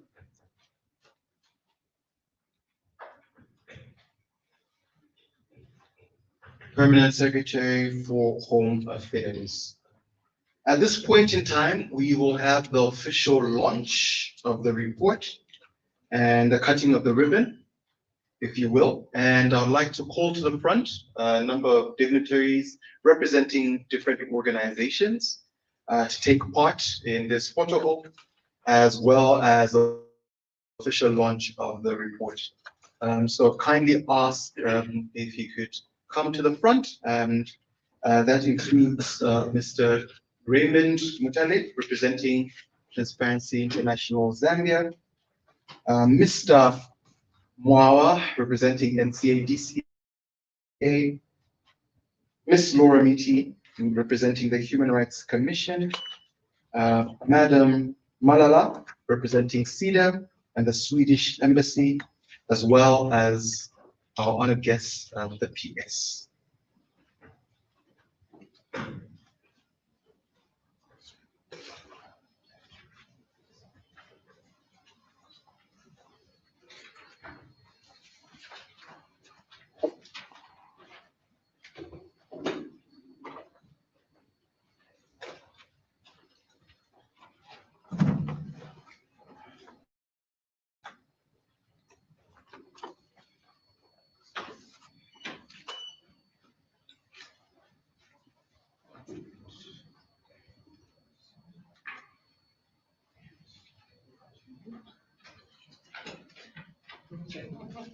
Essentially, what we'll do is first we'll have it's being held out. Yeah. And before we cut, we'll take some photos with the scissors positioned.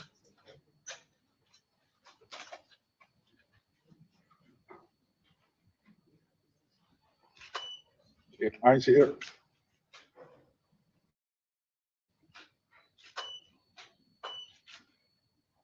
Perfect.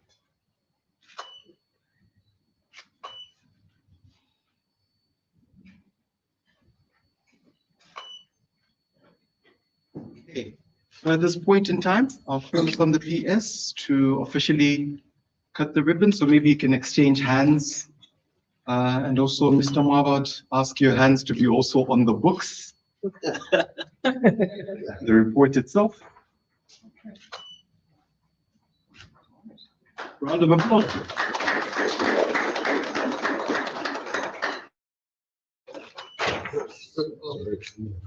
Already. Start the 80 safety.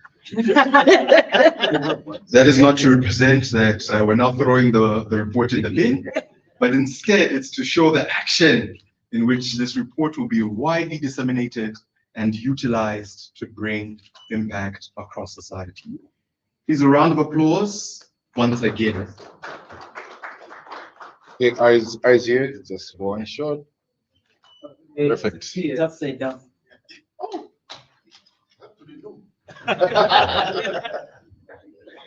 Okay, eyes here. And to the rest of our honored guests, there are more than enough copies. So, in the words of the great philanthropist Oprah Winfrey, everyone gets a copy.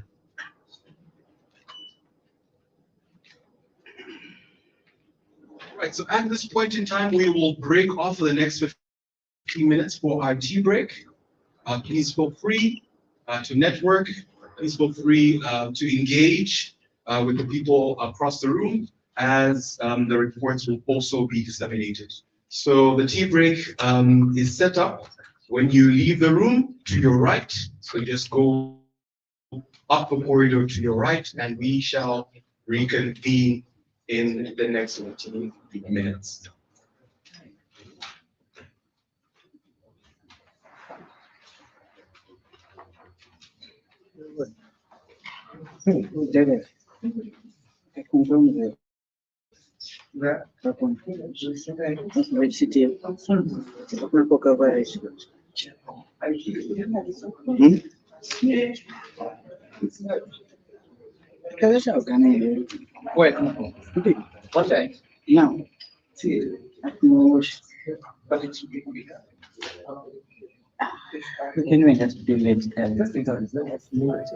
The Kafue River disaster, months later, and its impact still grows. On 18th February 2025, a Sino Metals tailings dam collapsed in Zambia. Acidic sludge surged into the Mwambashi and Luela streams. Then the Kafue River, a lifeline for 12 million people, fish, wildlife, and ecosystems. About 50 million liters of toxic waste, acids, solids, and heavy metals flooded in. The toll: dead fish and livestock, scorched crops, families devastated, Kitwe's water supply shut for days, forcing the Copperbelt University closed for 3 weeks and disrupting Kitwe's University Teaching Hospital. Visit Zambia later revealed the spill was 30 times worse than Sino Metals admitted. 1.5 million tons of toxic waste sludge. By mid-year, the world was watching. Embassies of Finland, Sweden, and the US issued warnings. The US excavated staff warning citizens off Copperbelt water. Scientists found 24 heavy metals in the river, yet officials insisted the water was safe. 6 months on, no official report, no public test results. For riverside communities, lifelines became poison. Crops burned. Fishers lost their catch. Families left without answers. In March, more than 30 organizations formed the Zambia Environmental Justice Coalition. By June, experts on a PRS panel discussion warned of long-term health effects and poor emergency responses. ZEJC demanded accountability alongside affected community voices. By August, Bloomberg revealed cover-ups. Channel 4 aired a global documentary. The Zambian government announced a 16.2 million compensation plan, yet many families got only 400 kwacha, forced to sign away rights, still no cleanup or restoration plan shared. Currently, lawyers and activists are demanding relocation, medical care, livelihood restoration, an environmental compensation fund for long-term cleanup, enforcement of existing restoration orders. But reality remains. No reports, no charge, no cleanup, little transparency. As rainy season nears, the Kafue River runs heavy with toxins and heavier with unanswered questions. This is not just an environmental disaster. It's a crisis of governance, accountability, and justice. The time to act is now for our river, our health, our people, and Mother Zambia. For more information, visit Transparency International Zambia, PRS 365, and ZEJC.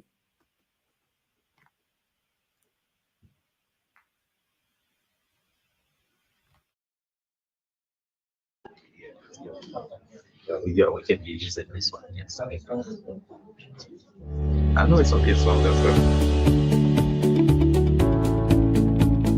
The Corruption Perceptions Index, also known as the CPI, scores and ranks countries around the world based on how corrupt their public sector is perceived to be. The scores reflect the views of experts or surveys of business people, not the general public. We calculate the CPI using data from 13 different external sources. Transparency International is not involved in the production of any of these 13 datasets. The CPI includes data produced by the World Bank and the World Economic Forum, as well as by private risk and consulting companies and think tanks. Each of the 13 sources rates countries using its own scale. One source rates countries on a scale of 1 to 7, for instance, while another uses a scale of 1 to 100. As a result, direct comparison of country scores between different sources is not possible. Therefore, we transform each score from the original scale into standardized values that show the position of each country relative to others. By doing this, we are able to compare country scores across the 13 different data sources. After standardizing all scores, we then convert them into a scale from 0 to 100, which we use for the CPI. Next, we simply calculate the average of the transformed scores for each country. The average score is the CPI value for each country. In order to ensure reliability of the results, only countries with data from at least 3 sources are included in the CPI.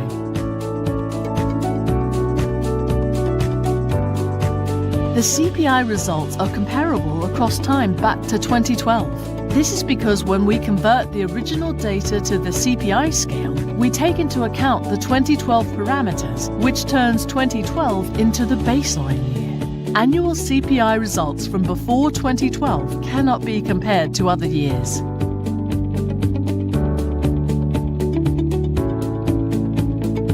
The 13 different data sources used to calculate the CPI all measure various aspects of corruption in the public sector. This ranges from bribery, the diversion of public funds, and the effective prosecution of corruption cases, to adequate legal frameworks, access to information, and legal protections for whistleblowers, journalists, and investigators. The CPI does not measure activities such as tax fraud, money laundering, financial secrecy, or illicit flows of money.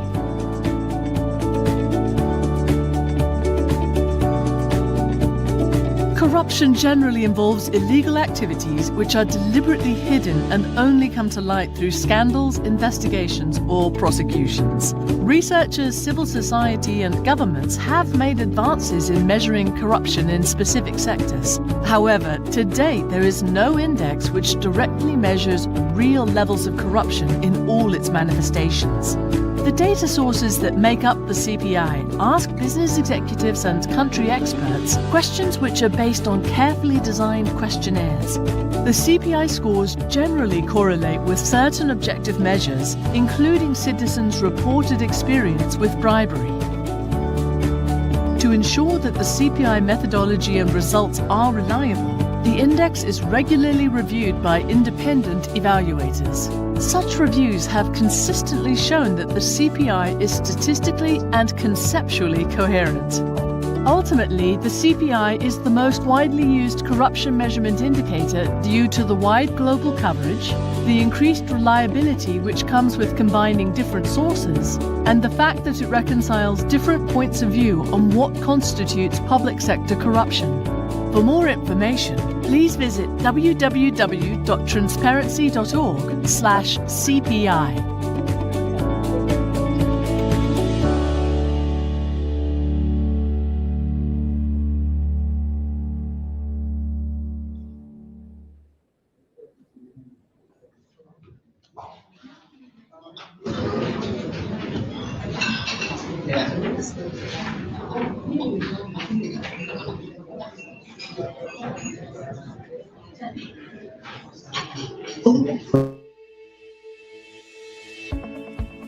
How did the national policy on anti-corruption come to life? The development of the policy was spearheaded by the Ministry of Justice and the Anti-Corruption Commission through a technical working group of both state and non-state institutions. How and why was the policy formulated? The policy was formulated using a participatory process, and nationwide consultations with key stakeholders were held. Given the multi-sectoral nature of cooperation needed to address the problem of corruption, rooted nationwide synergies are critical to effectively fight corruption and respond to the needs and aspirations of the nation. And what was the development process? This included reviews of the performance of the 2009 National Anti-Corruption Policy, legal and societal developments, international contextual fit practices and instruments, and also included provincial consultations being held with state and non-state actors in 2 districts in each of all the 10 provinces of Zambia. But where did the policy draw its financial, logistical, and technical support? The policy was supported financially and technically by the European Union, GIZ, the International Monetary Fund, and the Chandler Foundation. Now, let's look at the road ahead. What are the objectives of the national policy on anti-corruption? Objective 1. To strengthen corruption prevention measures in public and private bodies. Objective 2. To strengthen transparency and accountability in public affairs and delivery of public services. Objective 3. To strengthen institutional capacities of the Anti-Corruption Commission, National Prosecutions Authority, and other law enforcement agencies involved in preventing and combating corruption and related crimes. Objective 4. To promote mindset and behavioral change amongst the general public against corruption. Objective 5. To strengthen the anti-corruption legal framework. And Objective 6. To strengthen coordination, partnerships, collaboration, monitoring, evaluation, and research on anti-corruption. What are the policy's main expected outputs? Through integrity awards, persons would be awarded for exemplary integrity and ethical conduct, with a target of 40 persons awarded in 2024 and a target of 200 persons awarded by 2028.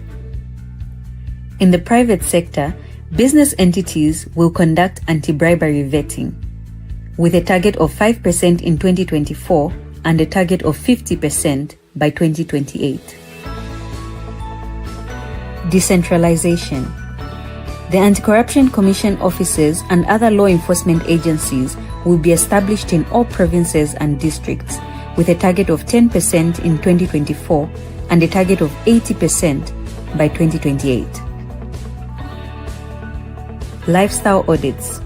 Lifestyle audits will be conducted for constitutional office bearers, senior government officials, political office bearers, and ministerial officers, with a target of 5% in 2024 and a target of 25% by 2028. Procurement. Selection, recruitment, licensing, allocation, and procurement processes in public institutions will be monitored by law enforcement agencies, with a target of 40% in 2024 and a target of 50% by 2028. Electronic platforms. Procuring entities are to be on the electronic government procurement system, with a target of 40% in 2024 and a target of 80% by 2028. And finally, education. This will be measured by the number of teachers trained on anti-corruption and integrity.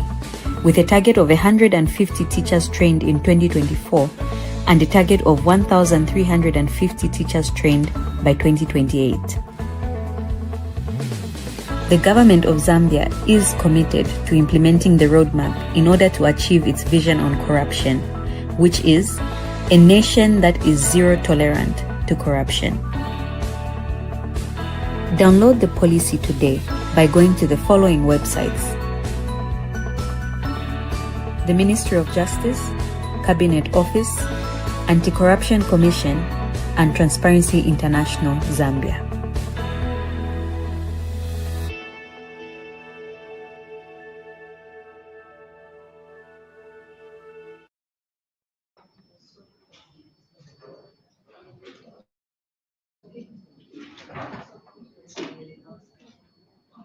Ladies and gentlemen, I hope we are well watered and fed and fueled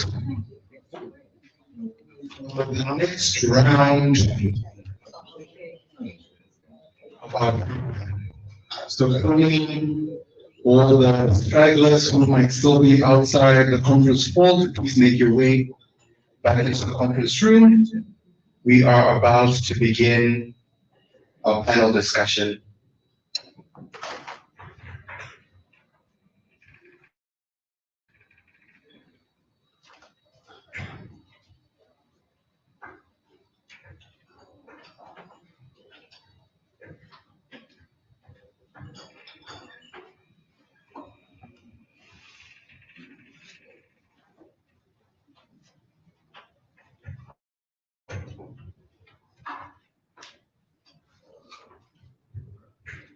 No stragglers, if you're still outside the conference hall, please make your way back inside as we begin the final leg of the deliberations for today.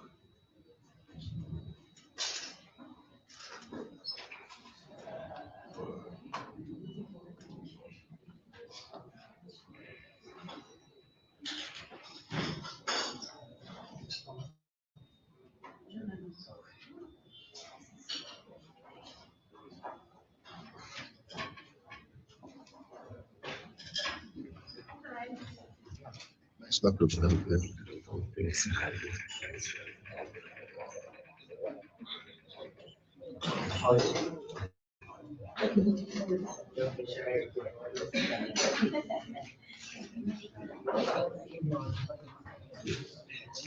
right. So we are now going to commence our panel discussion. So as I said earlier on, I hope that you had your questions ready, comments ready from the brief insights that we got into the presentation on the report that was just carried out on the civic and legal environment in Zambia. So at this point in time, I will be calling upon the different panelists who are representing, different spaces in the civic space and legal environment in Zambia. Must make mention that this was supposed to be an even larger panel. Unfortunately, representatives from the Ministry of Justice and the Electoral Commission of Zambia are not in attendance. However, we will still push through, and I have a lot of hope that the discussion here is going to spark what I hope to be, impactful decisions both in fundraising, in programming, and in deeper collaboration for the betterment of our country. So, our first panelist representing Chapter 1 Foundation is Henry Mlenga, who is an advocate and a legal expert. Please, a round of applause for Henry Mlenga. Mr. Mlenga, coincidentally, you also share your last name with my middle name, so I know for sure that you are a great man. So please welcome. Thank you. Please also join me in welcoming to our panel from the Panis Institute of Southern Africa, Nervius Siantongo. Round of applause goes to Nervius Siantongo. I think we didn't get us warm. A welcome for Mr. Siantongo. I said Siantongo, I did not say Siantongo, so please do not mistake that. Very, very warm welcome to you, Mr. Nervius. And from the Zambia Police Service, the mighty Zambia Police Service, we have Mr. Lazarus Sulo. So a round of applause for Mr. Sulo. Last but not the least, from the Human Rights Commission, representing the Commission, we have the incomparable Ms. Laura Minty. Please a round of applause for Ms. Laura Minty.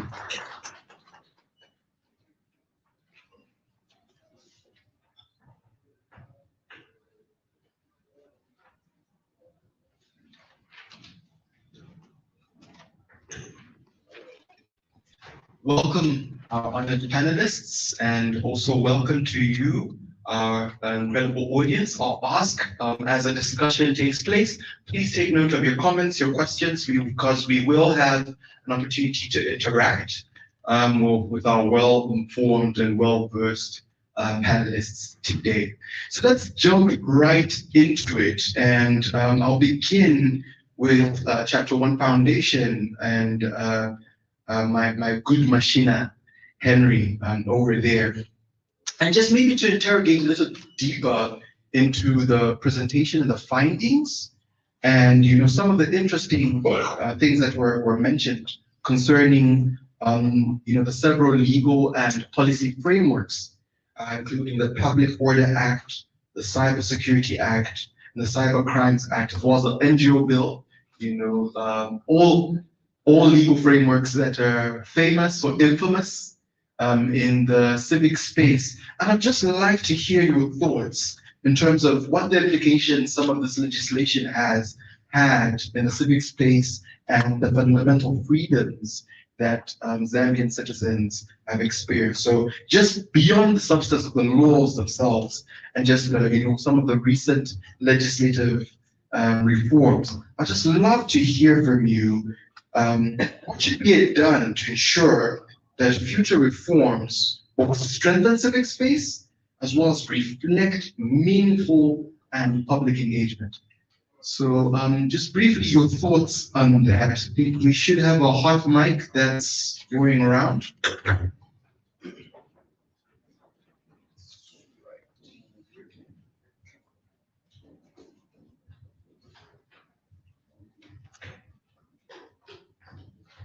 Thank you. I think the beginning point, just like you said, is from what you heard from the reports and the submissions, for example, from the Human Rights Commission. As we have noted, many of the issues are centered around issues of participation or engagement with the public. When you look at some of these laws cited, Public Order Act, Cyber Crimes Act, Cyber Security Act, the NGO bill, I can extend to talk about the public gatherings bill, maybe even the Constitution Amendment Act number 13, and the process leading to that. What we see is that the concern mainly has been, other than the content, about the process of enacting these legislation. So the concern has been that the public has not been, or is usually not engaged meaningfully, okay? Because The first point of understanding is that these laws are for Zambians, as Zambians, okay? And that there should be input from the Zambians who will be affected by these laws, okay? So where these laws are enacted, they should have the input of the public, okay? Away from the content. If we are talking about, I'll give an example of the process leading to the enactment of the Cybersecurity Act and Cyber Crimes Act of 2025. We saw, including the NGO bill, we have seen that for the NGO bill, deferment of the processes before Parliament, the Cybersecurity Act and Crimes Act of 2025, we saw that there was a stage where the president guided that the processes in Parliament be stalled or be halted or be deferred because of the concerns that stakeholders raised in terms of participation. Now, if you go further, the issues of the content, okay, the questions has been that for you to enact these laws that infringe or limit civic participation, there has to be an assessment what has informed the enactment or revision of the laws, okay? So Madam Minty talked about what limitations should strive to achieve. We have to ask ourselves, is this law necessary? Okay, are they legal in a sense? Okay, and are they proportionate? So if we say that we want to limit the people's engagement through the freedom of expression online, we have to ask ourselves, is the means employed necessary? Is it proportionate to the threats that we are trying to guard against? Okay, and the concern, when you look at in the Constitution, which should be the basis or the primary guide when you're enacting legislation, and then when we extend to regional and international principles, we see that some of these laws, especially the cyber laws, the Public Order Act, and what we've seen from the report, these laws fail to meet those tests. Okay, so therefore, then what future reforms should look like? We have to ensure that there is a real meaningful engagement with the public. Okay? Not engagement just to tick the box to say, okay, the public was engaged. But because we are saying that these laws are for the people and they'll be affecting the people who should understand the extent of the legalities or illegalities provided. These people should be meaningfully engaged. And like I said, there should be a test, an assessment. Are they legal, nature? Are they proportionate? Are they threats? Or again, are they necessary in a democratic state? So first we need to do that, meaningful engagement and an assessment against the Constitution and those principles. Thank you, Mr. Mlanga. And I think you touched on an interesting point about, international law and the regional space as well. And maybe my follow-up question would be, what can we learn from international and regional spaces when it comes to the practice of actually practicing, these civic freedoms that you touched upon? Okay, so that is a very important question.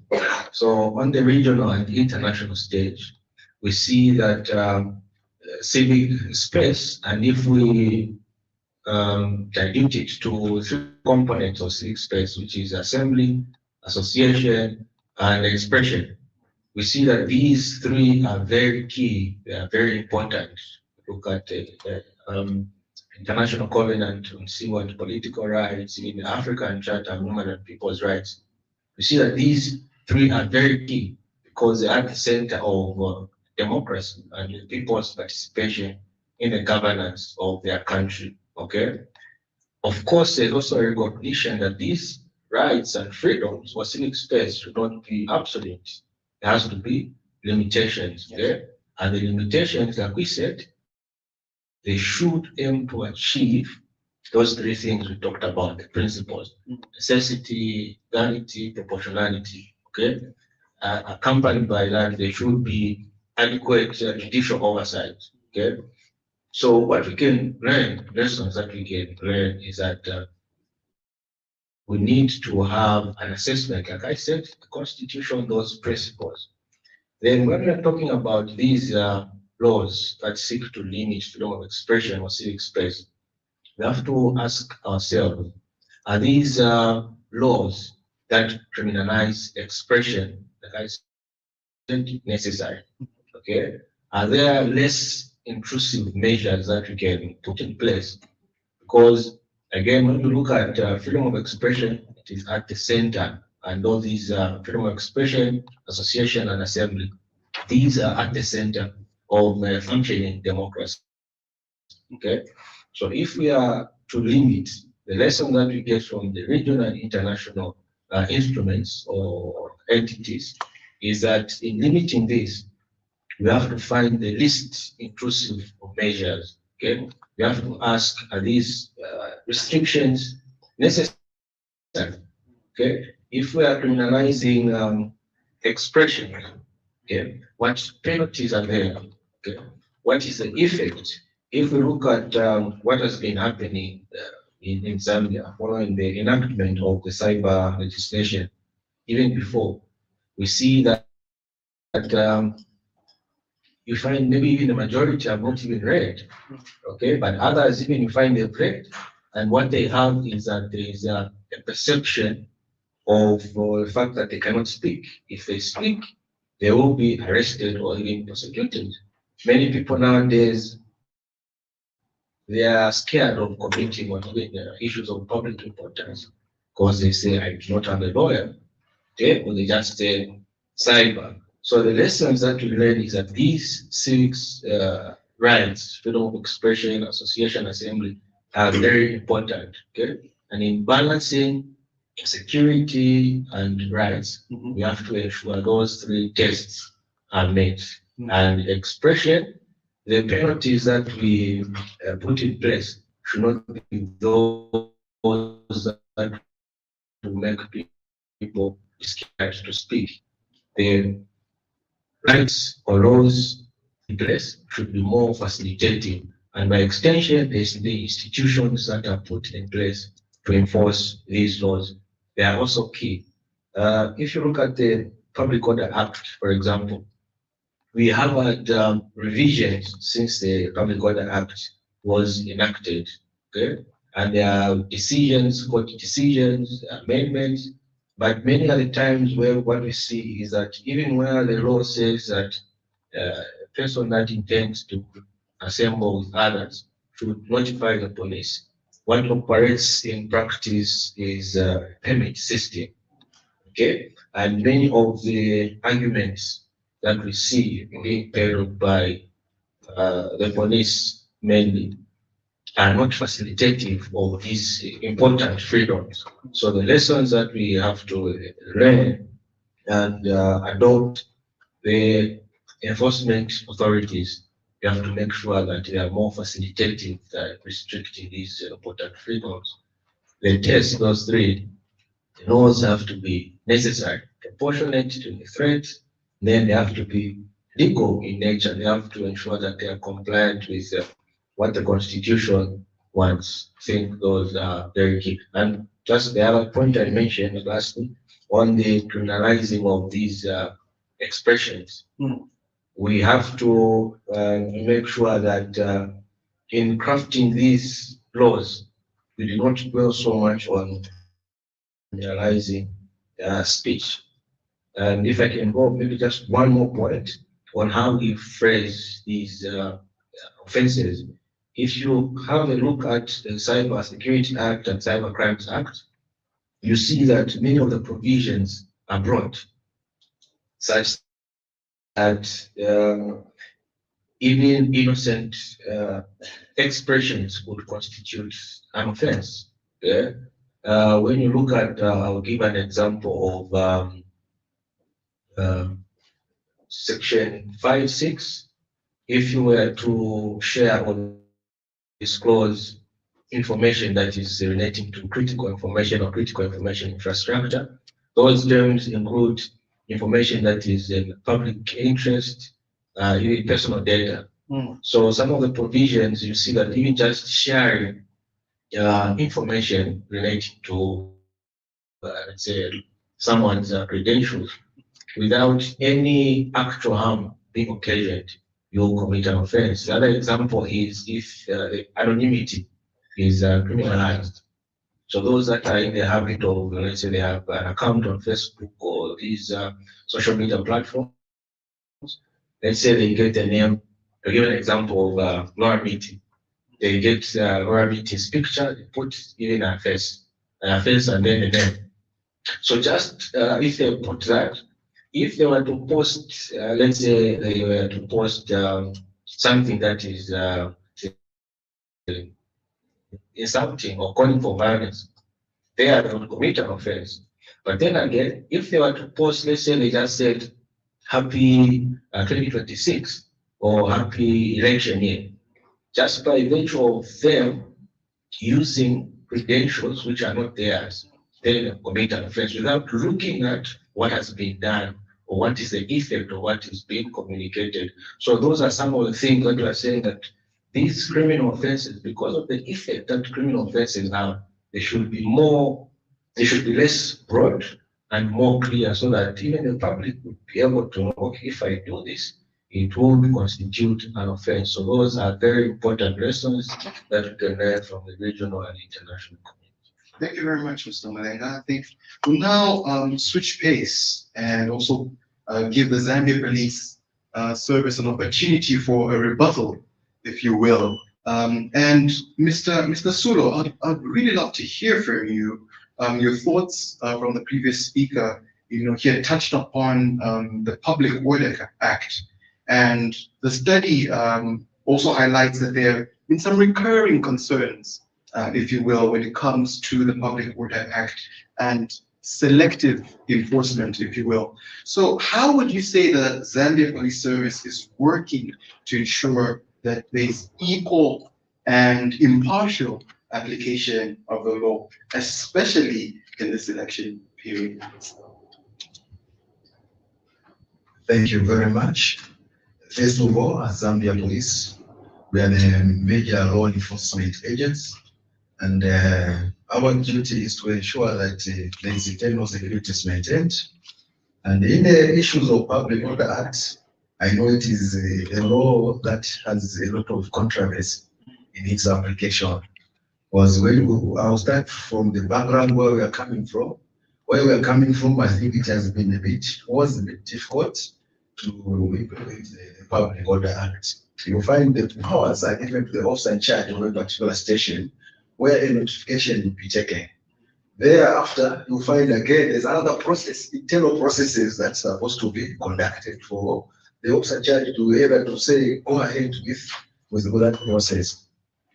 Later on, I think we've been developing a lot of trainings with the executive officers who are the officers in charge of police stations. Where we are, at least we are, it's safe to say, we have improved in terms of the implementation of the Public Order Act, because at least our officers are able now to allow public gatherings. Trouble come in when a notification is given to the police. Then later on, there's what you call intelligence report within the system and from other outside watchdogs who look at what is happening on the ground. If there's a threat of public security, I think that way the officers in charge will come in and say, I think you are not supposed to conduct all this notification or the permits to the so-called has been withdrawn. While that is done, we realize again the problem is when they say it cannot be conducted, we cannot hold a public assembly, a demonstration or a procession on that particular date. I think where we have lagged behind is the issue of we need to give an alternative date. You cannot conduct your meeting on this particular date because of these reasons that have been raised. Then we propose that maybe this date will be suitable so that we are able to police and ensure that there is law and order during that procession. All right. Thank you. And I think maybe a follow-up question to that is, what would you say are lessons that have been learned from previous elections regarding the management of public assemblies, of demonstrations, and political activities. I think, this being an election year, that is at the forefront, of everyone's mind. So, what would you say have been the lessons learned over the years? Thanks very much. Over the years, I think there are a lot of lessons that we have learned as the Zambia police.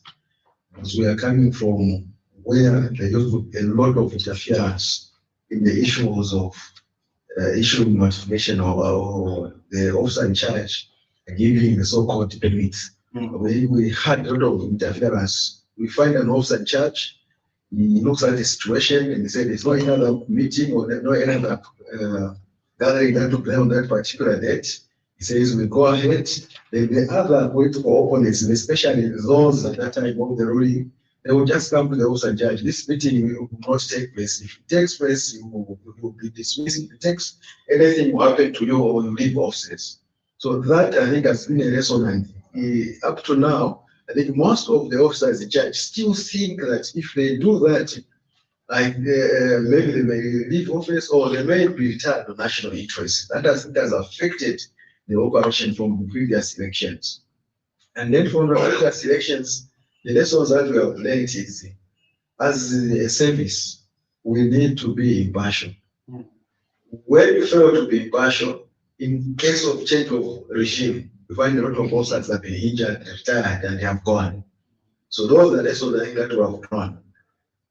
Going forward from where we are, it is up to us now as we go to the next election to ensure that we are impartial in the application of the Public Order Act. We allow each and every political party space to campaign or to conduct their programs. Obviously, this is done with collaboration of Electoral Commission of Zambia, who they have drawn up a campaign program for councillors, mayors, members of parliament, and presidential candidates. If we follow that guideline, and I think everyone will be given enough space to campaign.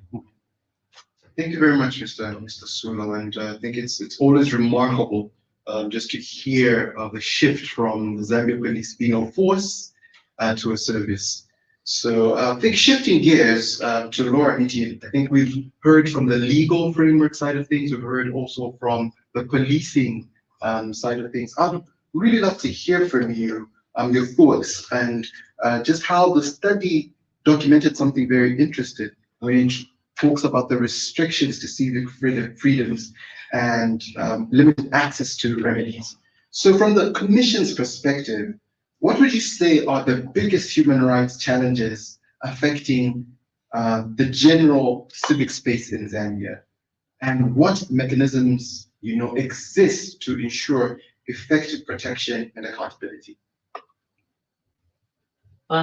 Thank you.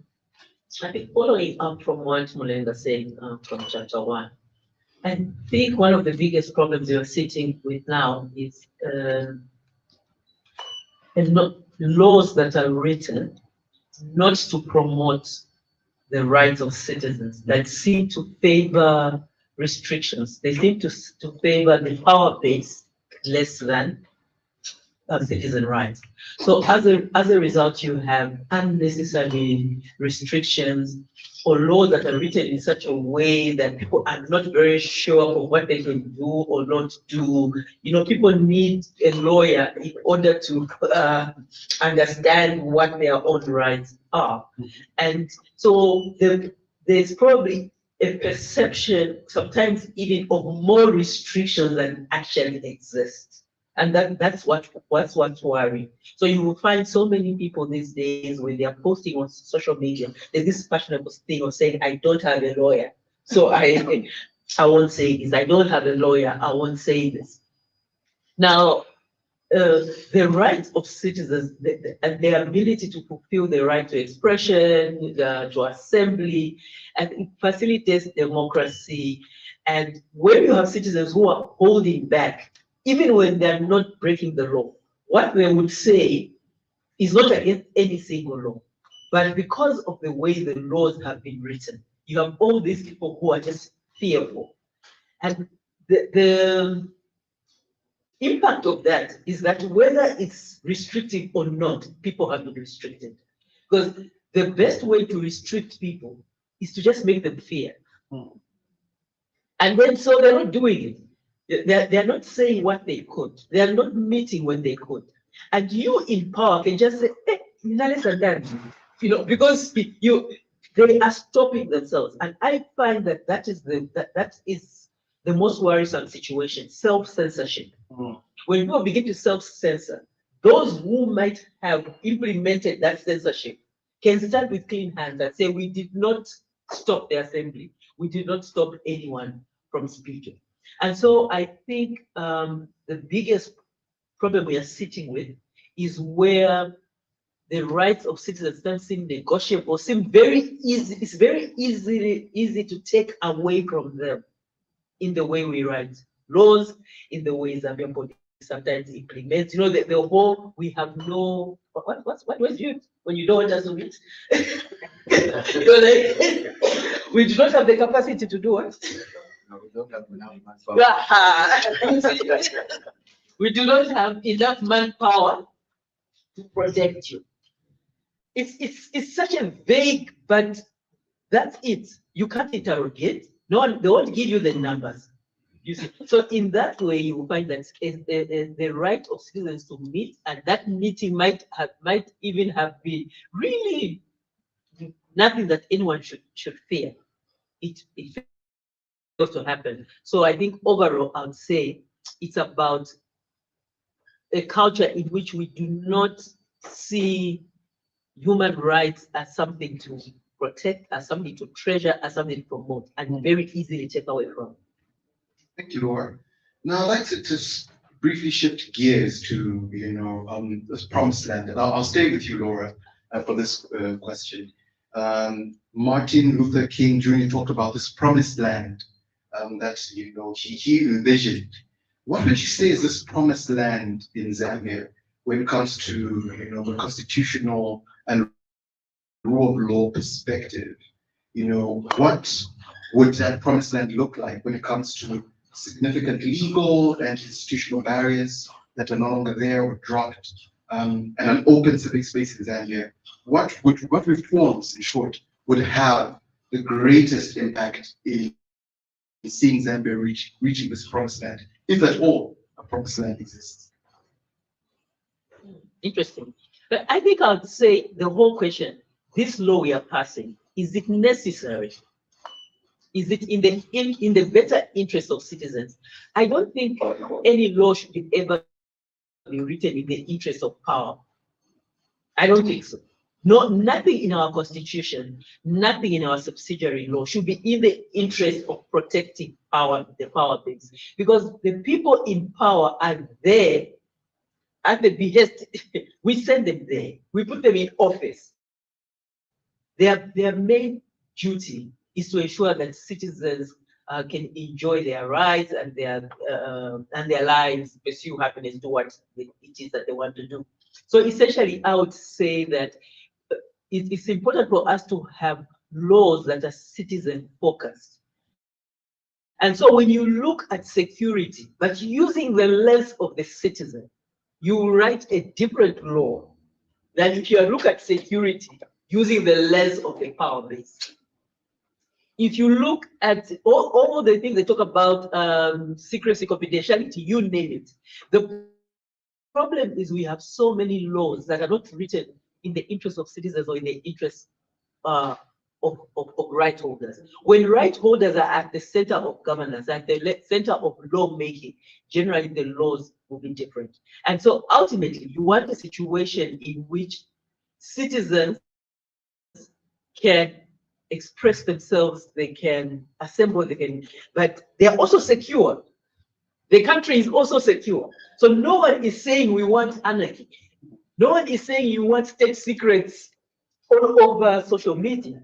But at this point, the necessity rule is generally not looked at. So we over legislate. The rules are just too stringent. And what is it you're managing? What is it you're mitigating? I think what Zambia has learned over the years, and which I find politicians don't seem to understand or believe is that the more Zambians are able to express themselves safely, openly, the more peaceful the country is. It's a vent, you know, it's like we release the pressure and then afterwards you go and drink your beer. You know, you toast. But the more you restrict citizens, you find that without the right to express themselves anywhere, it becomes a bit of an explosion and people are making decisions that they shouldn't and that kind of thing. So I think that we need to look at self-expression as civic space as healthy for the whole country. It's healthy for the power base and it's healthy for citizens. So I would say that our biggest problem right now is legislation. The way we are passing laws for a period of time, you rarely find a law that you would think when this law was being written, it was citizens at the center. So Laura, from your position, I'm hearing for the people, by the people. Thank you very much. So I think I'll shift to Palace and we'll continue with the theme of this promised land that we're trying to get to. So the study found that despite the enactment of legal frameworks such as the Access to Information Act, access to public information remains difficult in practice. I'd just like to hear from you, Nervous, what are the key barriers preventing Zambia from fully, realizing the benefits of free and independent media, and what practical actions can be put in place to actually address that? Thank you very much for the opportunity to participate in this dialogue and to contribute our opinions on the subjects and the discussion. I would try to begin by saying that when we enacted the ATI law, we saw it as an enabler. I think this is something that has been mentioned by previous speakers in terms of people being able to access information held by public bodies, and also being able to actually raise their voices or express themselves on issues that matter to them the most.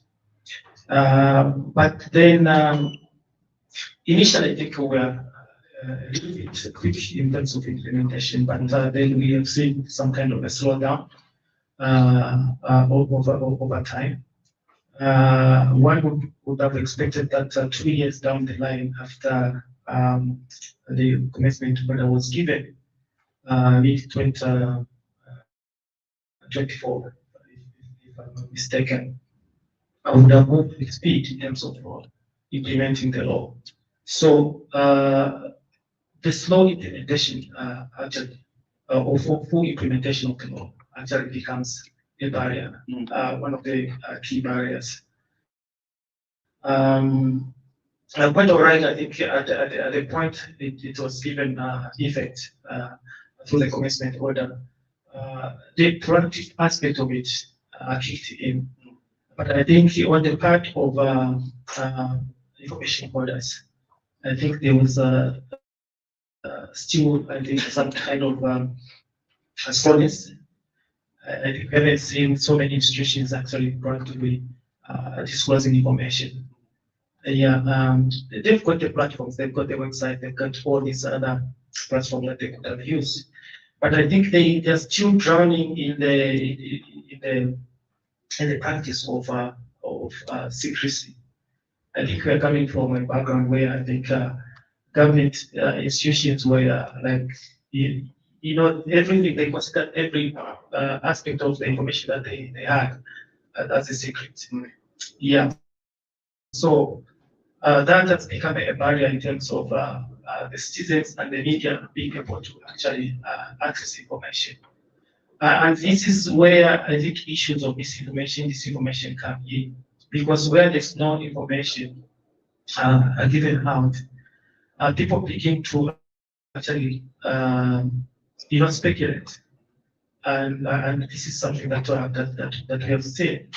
And then also in terms of it of the law being fully implemented.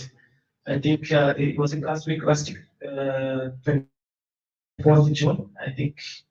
That was the end of the window period that was given. I think that was the last of the 2 years. What we call the progressive compliance window, where I think information orders were expected to have organized themselves and began to fully implement the law.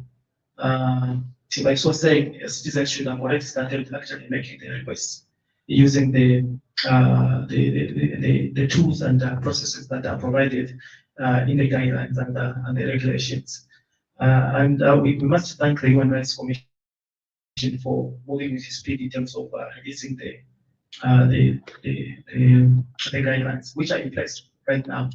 And as panels, we have tried to test this, the forms based on the guidelines that were given out in the field. Yeah, though in a small way, because I think we are restricted by the resources.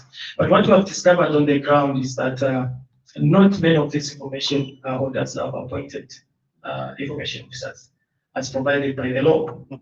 And there's this misnomer that if they have a public relations officer, then automatically that one becomes an information officer, which is not true.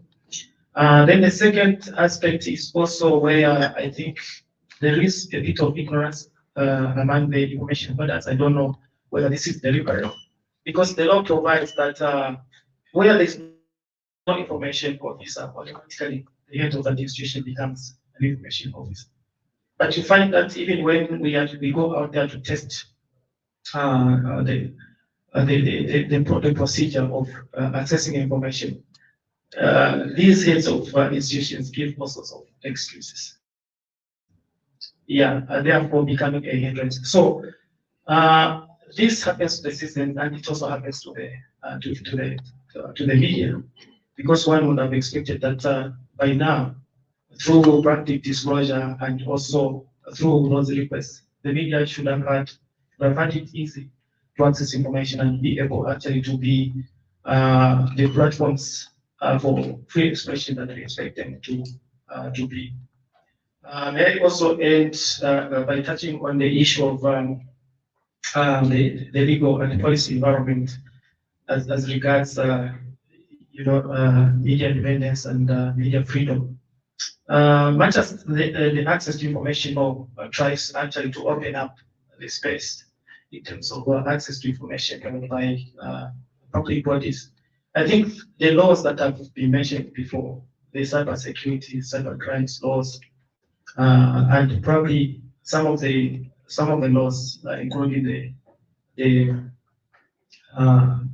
penal code, where we still have criminal defamation and things like that. Those again becomes an hindrance. I think they take away some of the rights that are given by the access to information law. Yeah, so you begin to see self-censorship that Madam Aurora mentioned. The media cannot, do their business as expected or as they're supposed to, because there are all these restrictions. They have to look at what these other laws are saying in terms of, them being able to be conduits of information and freedom of expression. So these become like hindrances to actually the exercise of the right to expression and access to information. Thank you. Thank you, Nervous. I'll continue with you. But before I ask my next question, I'd like to ask the audience to please prepare any comments, questions that you might have, because right after Nervous's response to the next question, we'll actually open it up to our Q&A and continue our discussion. So you briefly touched on this, Nervous, but I'd really like to just dive a little bit deeper when it comes to the measures that the government, media institutions, and the larger civil society space and actors could take to actually strengthen media freedom when it comes to media freedom itself, and also access to information. So what are the practicals the both government, the civil society, and media institutions. What are the practical steps they can take to strengthen media freedom and access to information? Okay, thank you so much for that question. To begin with, I think we have to impress on the institutions that are charged with the responsibility of actually spearheading the implementation of the ATI law. And there's quite a lot that still needs to be done.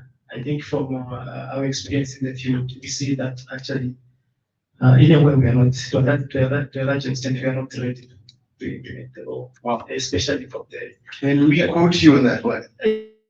Yes, especially when you look at the information. But of course, I have to give credit to institutions like the Human Rights Commission and the Ministry of Information, because I think they have a plan. Yes, I'm privy to that because I was part of one of the trainings for their staff, for their information staff. And out of that, I think there's already a roadmap that they will go flat out to actually build capacity in the information orders. And they were able actually to prioritize to say, okay, who do we begin with? Because there are so many of them. Because you can imagine that even in a school this time around, the head teacher is an information officer, so you cannot just go flat out. So I think it will be phased. But otherwise, as things stand right now, I think there's, that gap is still there. I think most of the people do not, in a way, do not understand the law. I don't know whether it's deliberate, but what we have discovered is that they haven't really read the law. So if when you implement and you don't understand the law, there's no way you can actually facilitate the implementation of that law. So we need to build capacity in these institutions. Then on the part of the right order, I think this is where the media and civil society also come in. I think we cannot leave that to these bodies alone. We know that human rights is actually the main implement of the law.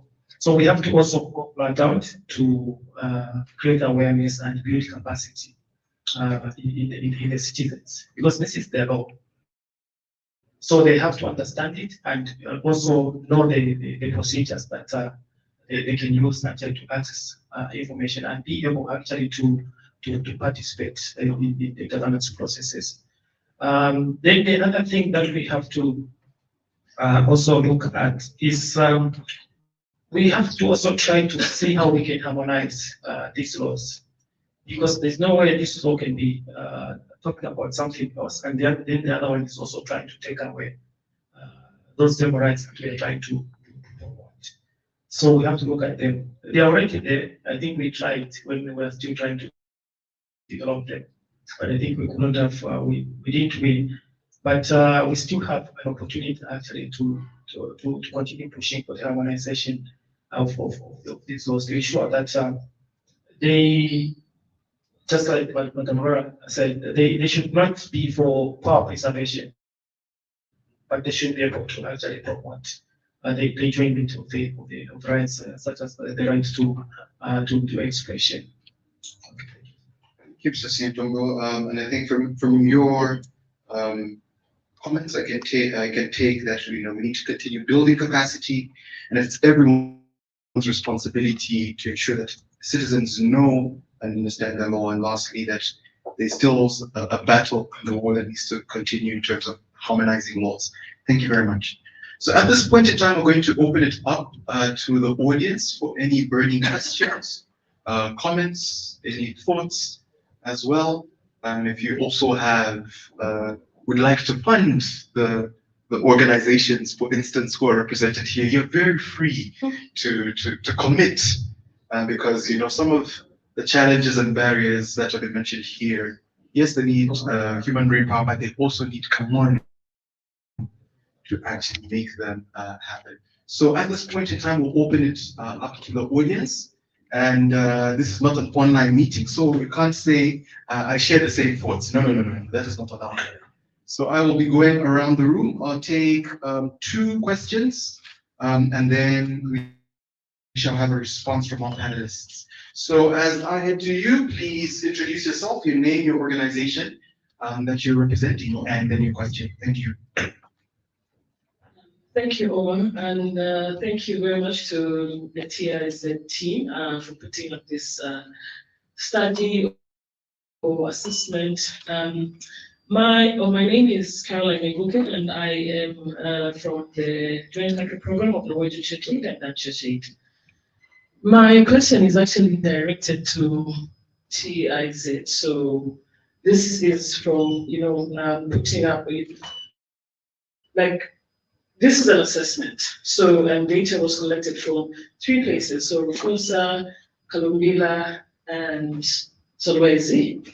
I just want to understand how, if we collected data from these 3 places, how has also the data that which was probably from the desk reviews and so on, aligned together to inform something that we call is a Zambia study or a reflection of what the civic space is in Zambia, with data from only 3 places, but then obviously there's reviews that cover the entire country. But how does this actually align to become something that is representative of the entire country? Thank you.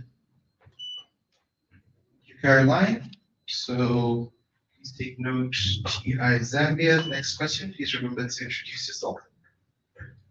Thank you. My name is Malala Mokela from the Embassy of Sweden, and I'm sorry I have to leave just after my comments, but these are comments that I'd like to continue to engage with everybody here.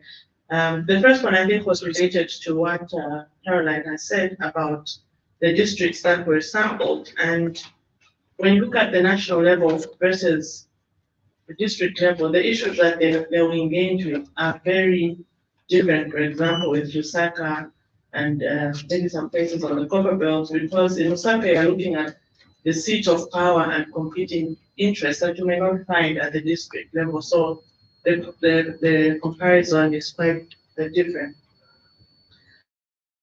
And then I was just thinking about how we compare with the continent. I know we always say that we don't want to compare Zambia with the region or other countries. We want to compare Zambia with Zambia. But I think it's important to note that while there is a general backsliding in democracy, when you look at even the Afrobarometer report, Zambia fares much better than a lot of countries. And I asked this question thinking about funding as one issue. For us who work in the donor community, we are constantly being told that Zambia is doing much better than other countries. Why should we fund media?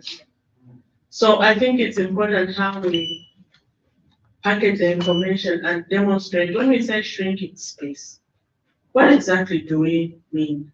I've seen that, for example, even when you talk about incidents, the report has left out the years of the number of incidents. So what period are we looking at? Is there a way to package the information? Like I think Mr. Catholic sometimes where you can say there were this many incidents in this year, the next year there were this many incidents, but also looking at incidents and also intensity of incidents. I think those are things that we need to think about. And then also to think a bit more about for whom the space is shrinking.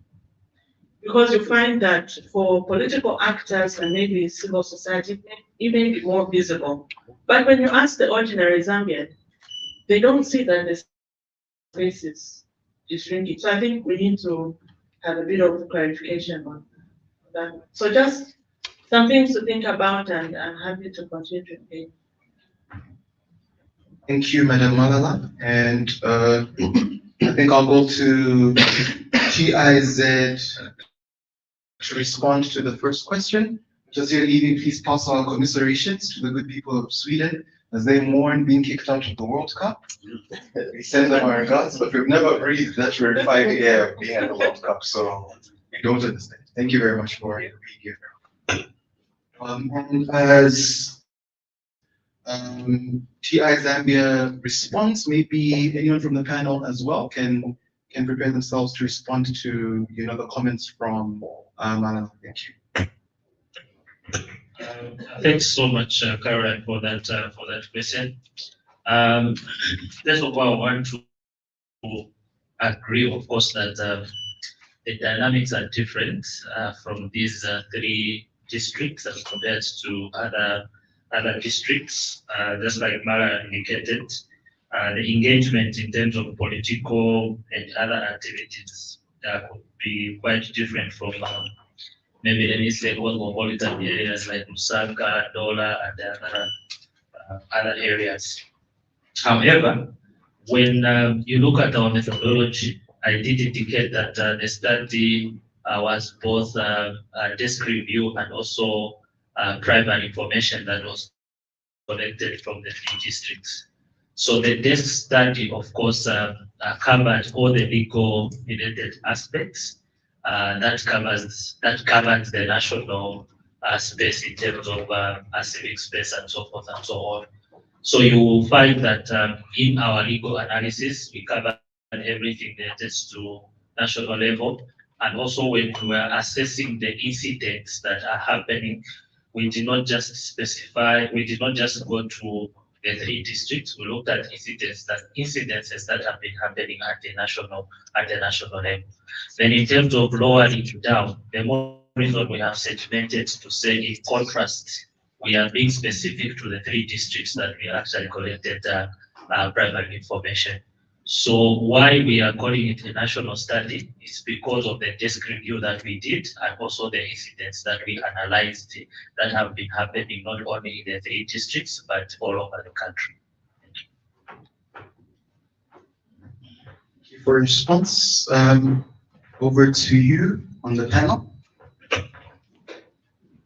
I'll make my response, and I'm very sorry I too will have to be because I have another question at 12:30. It's interesting the question that Malala has asked. I'm one person who likes to say Zambia must be compared to Zambia because over the years, if you were to compare us to most countries in the region or on the continent, then we are heaven. So Congo, Sudan, Zimbabwe, South Africa. Well, South Africa on civic space is really good because they, you know, I think they're probably on top of the continent. So the problem with comparing yourself with the hungrier neighbor is you could be malnourished. You see what I mean? But the other one is down. We need to worry about our own civic space, our own laws, because ending up where those countries are does not happen instantly. It happens slowly. They say the death of democracy is never an event. You know, it's a process. So today you write this law, tomorrow you prevent this meeting, and before you know it, you are actually a dictatorship. And so we need to be very, very careful and pay a lot of attention to protecting what spaces we have. We can't be careless with the civic space that we have now because others are killing each other in the streets.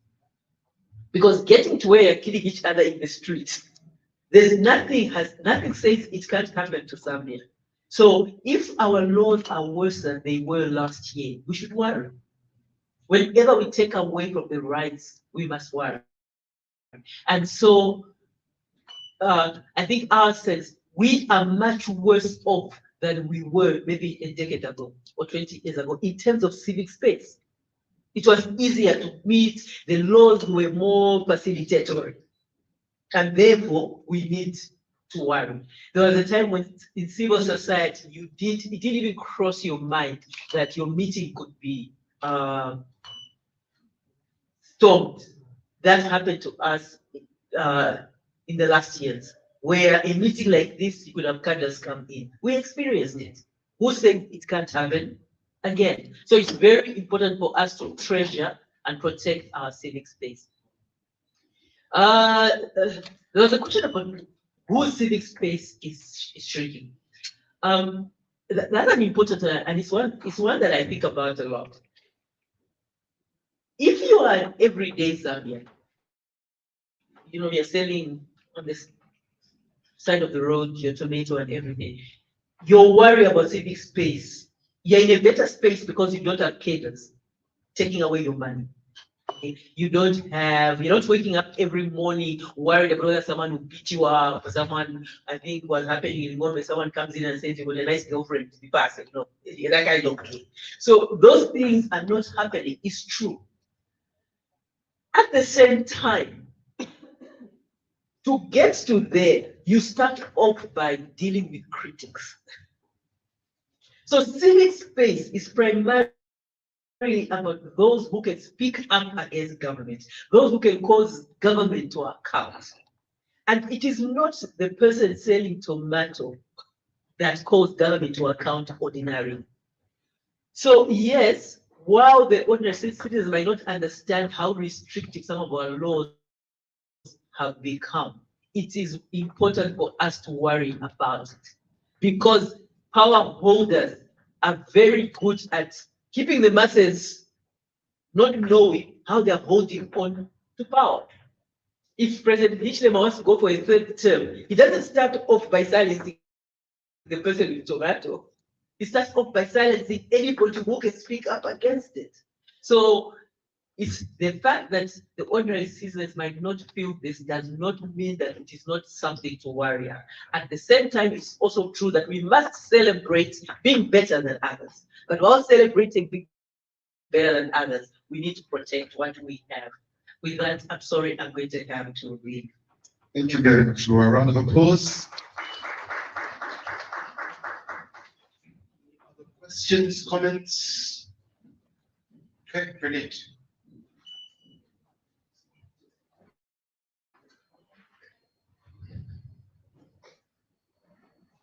Thank you so much. My name is Dismas Kelly Sanga, and I'm from the Jesuit Center for Theological Reflection, just here.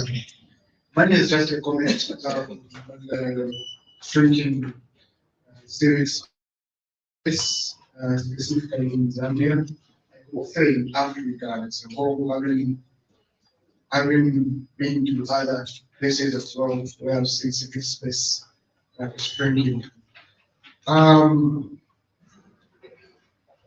It comes so much with what Ms. Minty just put out, funding. There was a big meeting sometime back in Europe called the Grand Bargain in 2016 that was talking about how humanitarian assistance can be improved across the world, specifically in Africa. And two main topics that were there was quality funding as well as localization. So in civic space for us, I think what we lack nowadays is quality funding. And without quality funding, you find that we go wherever funding calls us to, whether it's to dehumanize, as long as there is quality funding for our organization and the organization is not going to shrink in terms of financial capacity, we go there. And then we lose the image of an organization. Localization simply means when funding comes in an organization and when we are not making use of the funding according to how it's supposed to be used, we should be misusing the funds in an organization or a country or something like that, then that also will contribute to shrinking a space of an organization, as well as will temper onto the democracy picture that that organization really has. Thank you so much. My brother from JCGR, because fundraiser myself, they've given me some nuggets to chew on to what we do as we chase funding. Any other questions, comments? And the panel also prepares to respond and also give their final thoughts. Question, comments in the room? Going once, all right, brilliant.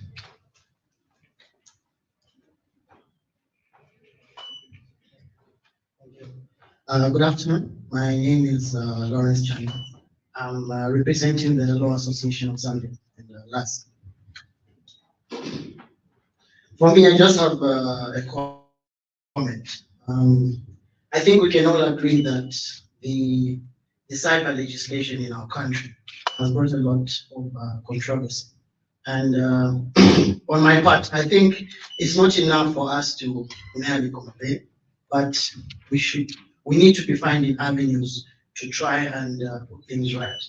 And that is the reason why, on the part of the Law Association of Zambia, we have actually challenged this legislation.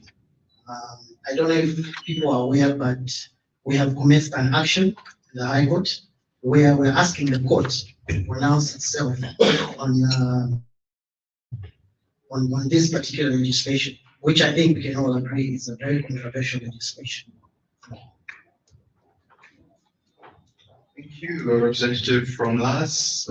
Interesting to see some of the real action and legal action that's taking place in that space. Final call for comments, questions before the panel gives their response as well as their final thoughts. Going once, twice, sold. Okay, so at this point in time, I will call upon the panelists to just respond to some of the comments that were passed, and then we'll transition into final thoughts from each of the panelists as well. Take us.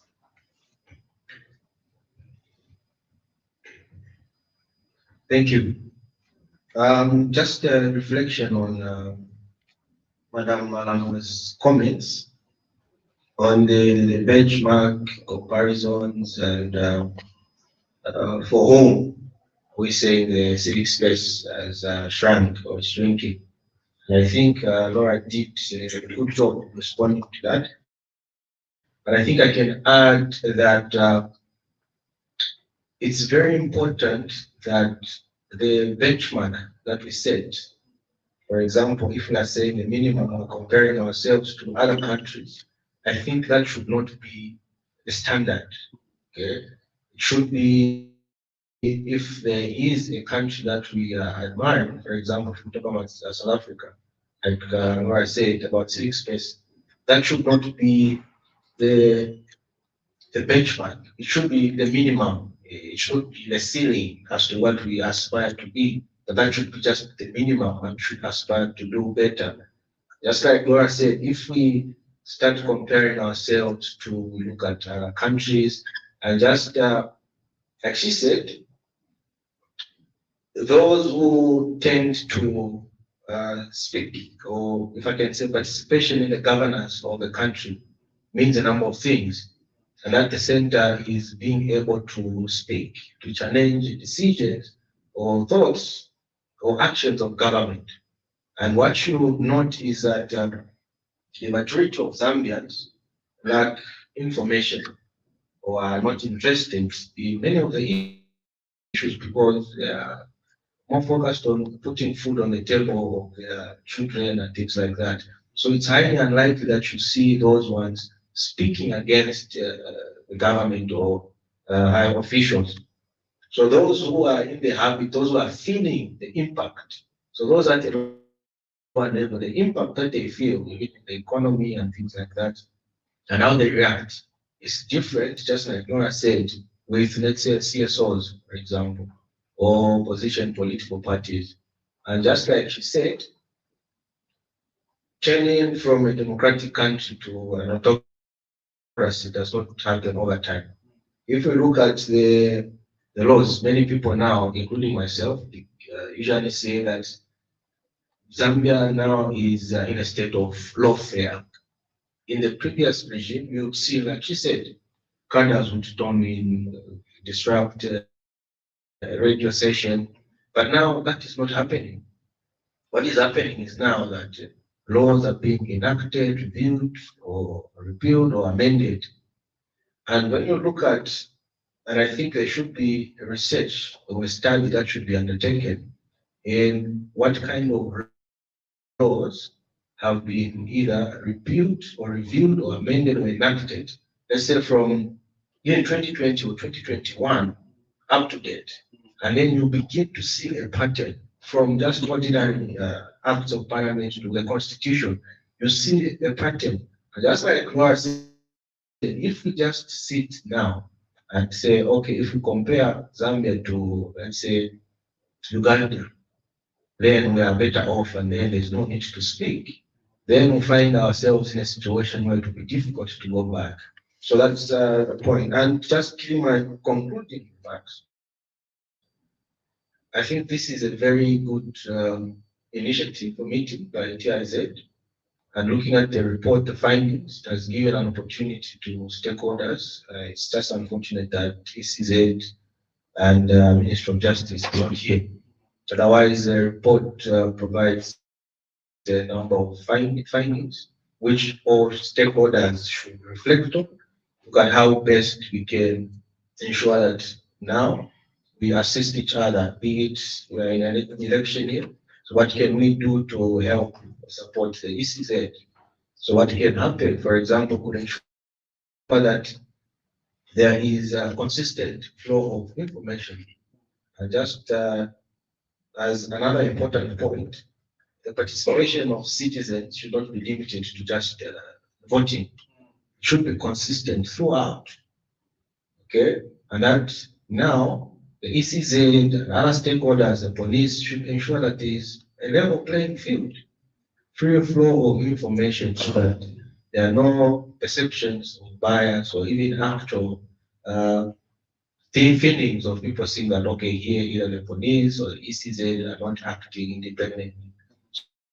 So we need such reports and findings so that we can ensure that together everyone, and especially the citizens, as who are the owners of this country, and those should meaningfully participate.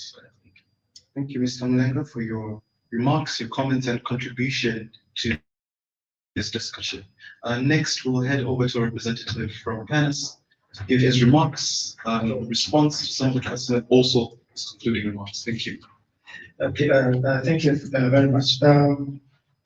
I think in most cases it's said that sometimes some of these laws are necessary evil. They say that you need, for you to govern, you need laws in place. So having said that, I think when we have certain laws already like placed and enacted, I think we should also be looking at ways we can also try to navigate some of those obstacles instead of just maybe worrying about them. Yeah, so I know Lance touched on the issue of cyber security. I think they've taken a step, but also even as a civil society, probably and media and others, we should also be looking at how can we navigate some of the obstacles that these laws come with. I will give an example of the use of digital space. We've seen what is happening in digital space, and especially now that we have even deepfakes coming in. I think people are so excited, and they can create anything. We are talking about things to do doxing, trolling, harassment, gender-based violence. They're all found on social media. So meaning that there is a problem somewhere, and the law that is enacted is coming in to cure that. So I think then for some of us, I think when we look at that, we try to take a step of trying to actually come in with media and digital literacy for people. As long as they don't understand, the limitations in terms of freedom of expression, they'll continue actually doing some things that actually lead them into conflict with them. So this is something that we are also trying to do. And then I think Malala also touched on the issue of the donor community asking why should they fund media freedom. Yeah, I think it's very important. We usually say that the media are an extension of freedom of expression. So if you silence the media, then you have also silenced, the voices of the people. So it's important that just as this study is trying to reveal, we continue to look at some of the barriers that actually limit the effectiveness of the media in terms of providing information, because people can only participate when they have the right information, and also people can participate in civic engagement if they want a platform, and the media is one of the good platforms that they can use. So we still need to actually invest in media, to strengthen the capacity of the media to be able to actually provide that space for civic engagement and civic expression. So I thought maybe I could also just comment on Ayana's observation. I think going forward, my last comments would be that I think the start gives us a good, starting point for us to continue actually advocating for betterment of these laws in order to promote, freedom of expression, media freedoms, and the opening up the civic space for people, actually for us to have a sound and effective democracy. Thank you so much. Thank you, Nervous, and really appreciate you also touching on AI and the effect that it's having on the civic space and even potentially the elections. Truly appreciate your contributions and remarks. Finally, from the Zambia Police Service, any response to some of the remarks as well as your final thoughts? Thank you very much. First of all, I want to thank organizers, the conveners of this meeting, because most of the laws that are passed in Zambia, you find the enforcement, the main or major law enforcement is the police. Whichever law is passed, when it comes to crime, it will come to the police. So we thank you, because on our own, we may not know where we go wrong, but through such forums, we are able to assess ourselves, because we give a service to the citizens.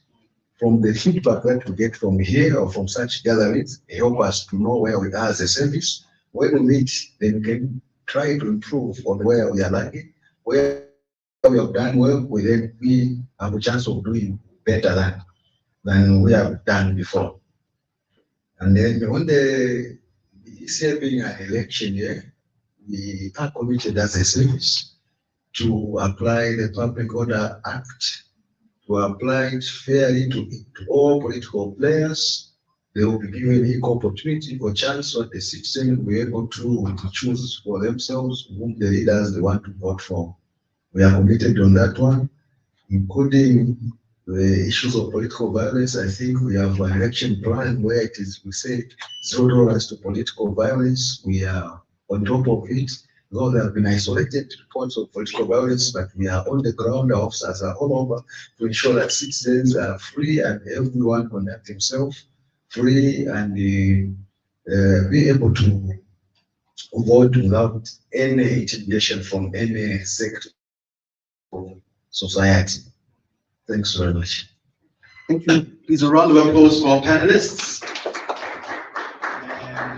From the Zambia Police Service, I think now that there's been a shift from a police force, I think it's round about time that there's also a shift from the infamous saying ZP, now Zabwino Nipan.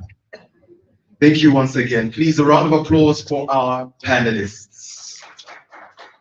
Okay, so at this point in time, we all have our closing remarks from the conveners of this meeting, and that is representative from Transparency International Zambia.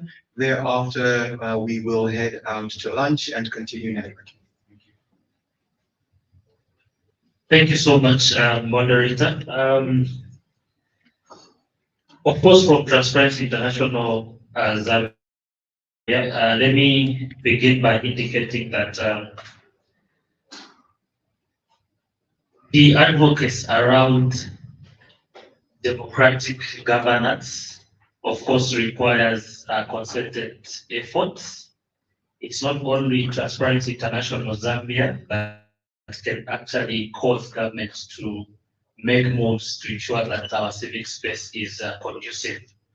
So we want to call upon all the civil society organizations, church leaders, and other like-minded organizations and institutions to ensure that we can work together, collaborate more on such ventures so that we can be able to build a critical mass that can then be able to influence government and ensure that our laws, our legislation, of course, are looked at so that we can be able to ensure that there's full participation of the citizens, or the citizens do enjoy their rights that are enshrined in the Constitution, but also in the Universal Declaration of Human Rights.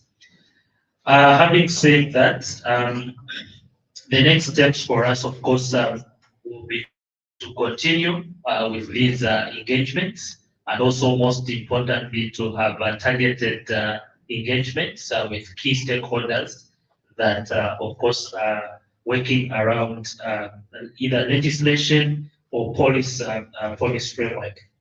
But also to just indicate that we will definitely also have engagements in these specific key areas where the primary data was collected. But above all, is to thank each and every institution. Of course, this is a busy time, but we appreciate your presence here and for coming, and also to have this discussion in this manner. Otherwise, thank you so much. I'm sure the moderator will guide us where we'll have our lunch. Thank you. All right, thank you, ladies and gentlemen, for being here, attending, contributing, and of course, the contribution and networking continues. A number of opportunities that you can actually take advantage of in terms of some of the people who are in the room. I've encouraged you to know that sometimes we can be quite tribal in the way that we work and the way that we interact. We are very comfortable with the same faces and spaces that we're used to. So even during lunch, you might find that instead of meeting a new colleague and learning something new, instead we're sitting next to the people who we see in the office every day. So I really encourage you to network, to engage with someone new, and just to make mention that, from the Law Association of Zambia,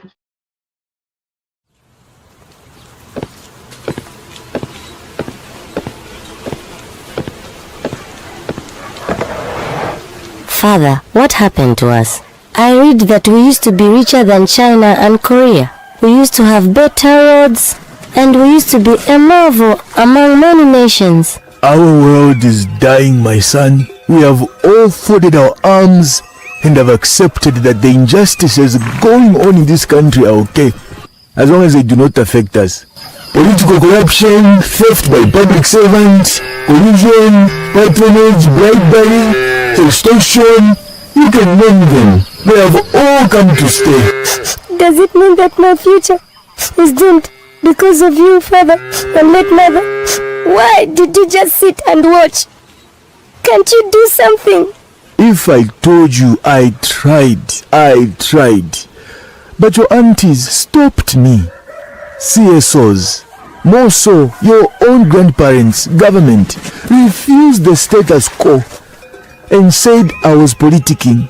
Your cousins tried to join me, the law enforcement agencies, but your grandparents told them if they did, then they shouldn't come back to their house, as they will be going against their wishes. What should I have done, my son? Papa, hope has a place. In a loveless world, we can still change this picture before the future generation puts a blame on me as their president. I do not want to inherit a broke state, an ungovernable society. I will preach integrity, and integrity. You are brave, my son. Please don't be arrested. I only have you alone, huh? Don't worry, Father. I have friends who can help me. My best friend, TIZ. My teammates, CUTS, CTPD, CSPR, JCTR, MGOCC, Gears, Wilsa, Action Ed, ACA, and many more. My Captain Media. They will speak for me, and I know I can count on them, so that we are strong. We can convince our grandparents to see the bigger picture. We are one, and together we can build a Zambia anchored on citizens and institutions of integrity. I know those watching this are more than willing to help. It's not too late to fight corruption. I will be different, and so should you. Thanks to my careers teacher, SIDA, for giving me the strength to talk to my mother, the people of Zambia. This message is brought to you by Transparency International Zambia, TIZ, in partnership with the Swedish International Development Cooperation Agency, SIDA.